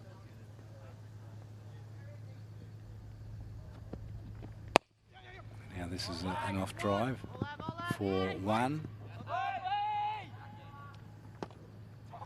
Down goes the castle, all 3. Yeah. As the players have a nice little laugh about it. I don't know, I want to see a replay of that. Now when you stump someone or run someone out, you just disturb the bail, don't you? One bail comes off. Oh, I wish I could say that. So, sometimes it's a bit more. It's, look, the main goal is just to get the bails off. So if that requires the stumps to go down, whatever it requires. Oh, wow, he's just picked up all 3 stumps. Now that breeze just picked up really quickly, and it's a bit cool. So the rain is not that far away. It's coming. Our weather expert, down here. Our weather expert is saying there's a 60% chance. Is that what you said? Yes. 60%. 60% chance. So he's done all the maths. 60% chance. And a 50% chance for each of these two teams playing here. So 2 more overs to go. So they need 17 runs in 12 balls. And the Northern Tide were 7 for 128 at this stage in their innings. So pretty evenly matched. Yeah, it's a good contest, hasn't it? It's been a real good one right from the start. Yeah. It's been a good match. Quite even. Enjoyed being here to watch it and be part of it. And, you know, we just remember Jalen whacking those balls. Now it's time for the City Cyclones to do that. Oh, and that's going to race away for 4. It's going to go for 4. That's going to be very valuable. Callum Stowe with a good chase, but it's just gone for 4. And the wicketkeeper with his head in his hands. Just can't believe it. 4 runs, that makes it so much easier. 18.1 overs gone. And within 13 runs of victory. Yeah, costly that, isn't it? Edmonston on 5 then. After that, he's still on strike. And he gets this one and he hits it. Run out chance. But Sanger just chooses to hold the ball. It's all about restricting runs here. 136 for 6. 12 from 10. So Neil on strike, 9 from 6. He's been batting well. Hit a beautiful 4. And as Max was saying, hit 100 here. Well,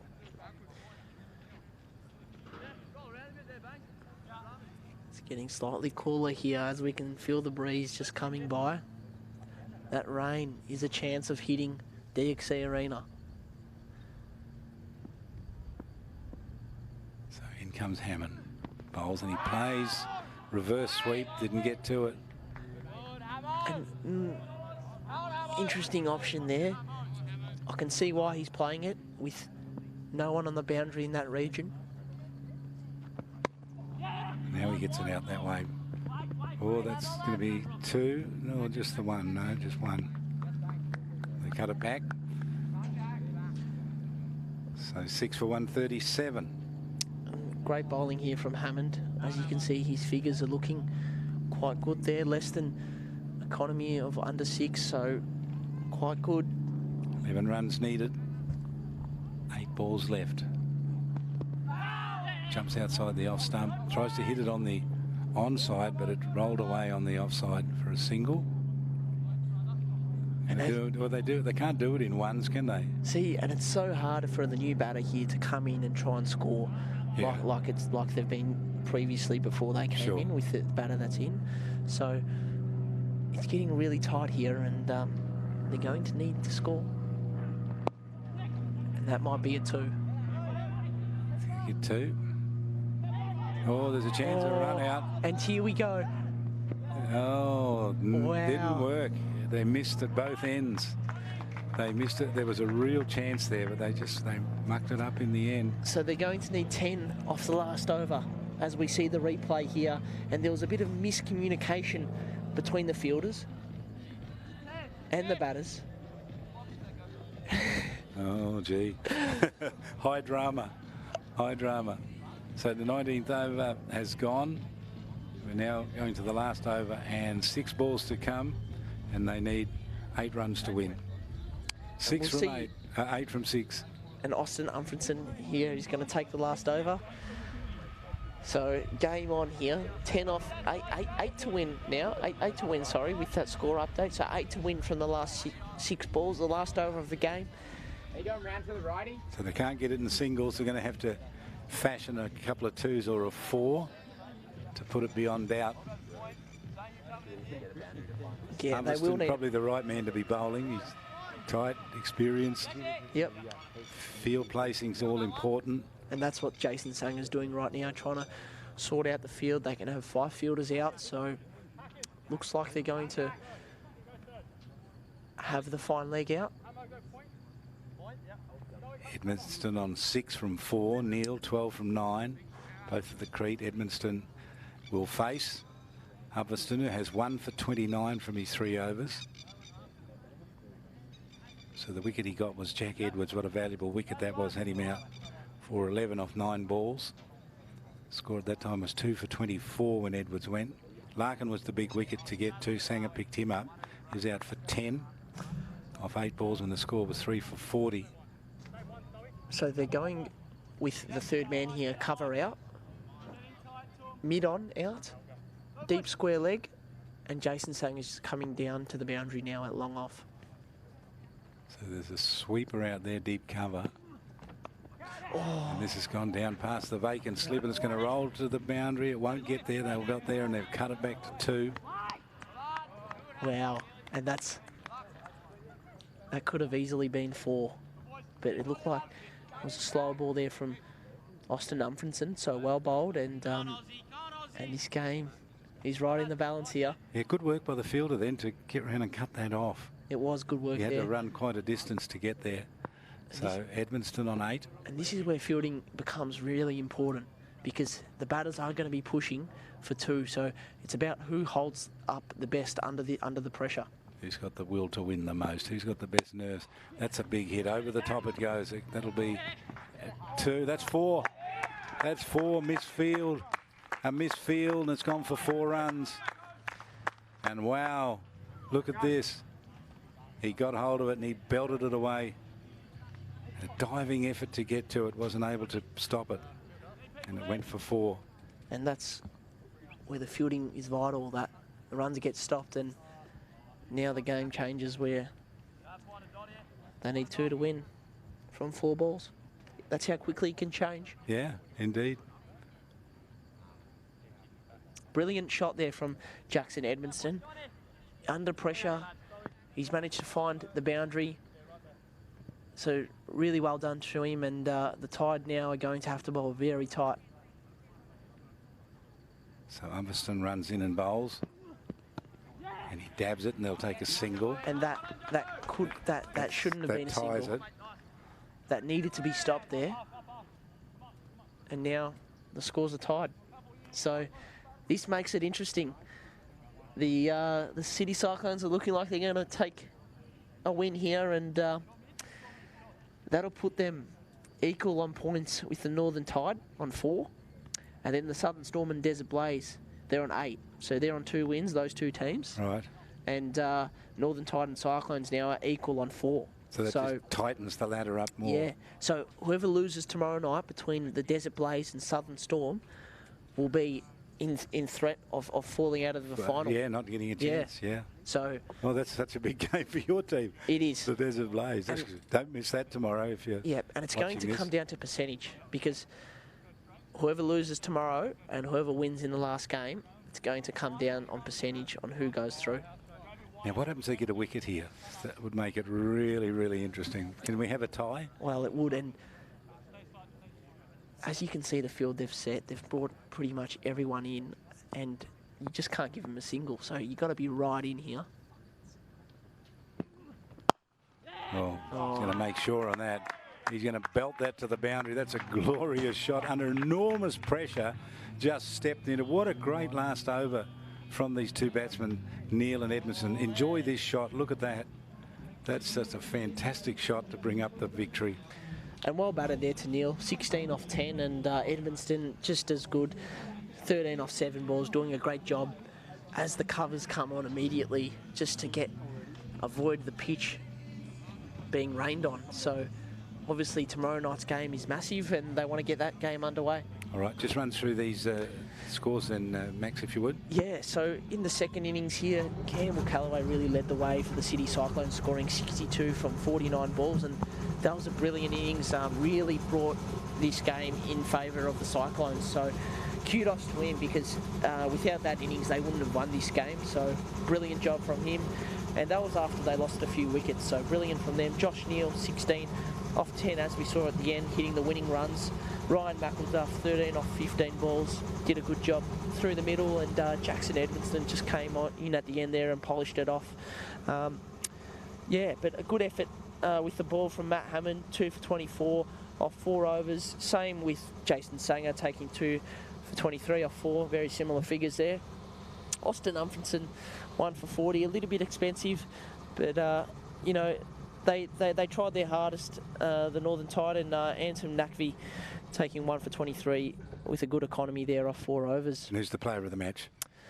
I'm going to have to give it to Campbell Callaway, because after losing those early wickets, for him to come in and fight back, it really required a good fight back, and he was able to do that, and scoring 62 off 49 balls is a remarkable effort, and without that innings, they wouldn't have won the game. Good on you, Max. Thanks for working with you tonight. A pleasure as always. Thanks, Charlie. Yeah, as always, great to be in your company, and thanks for the game. It was a good game, and I'm looking forward to what's to come. Good luck tomorrow. We're looking forward to it. Don't forget, that's on tomorrow, the game. If you want to see it, it's the Desert Blaze playing Southern Storm with so much at stake. But victory here tonight to the City Cyclones, got up in the last over in a thriller. 6 for 151, Northern Tide, 8 for 100.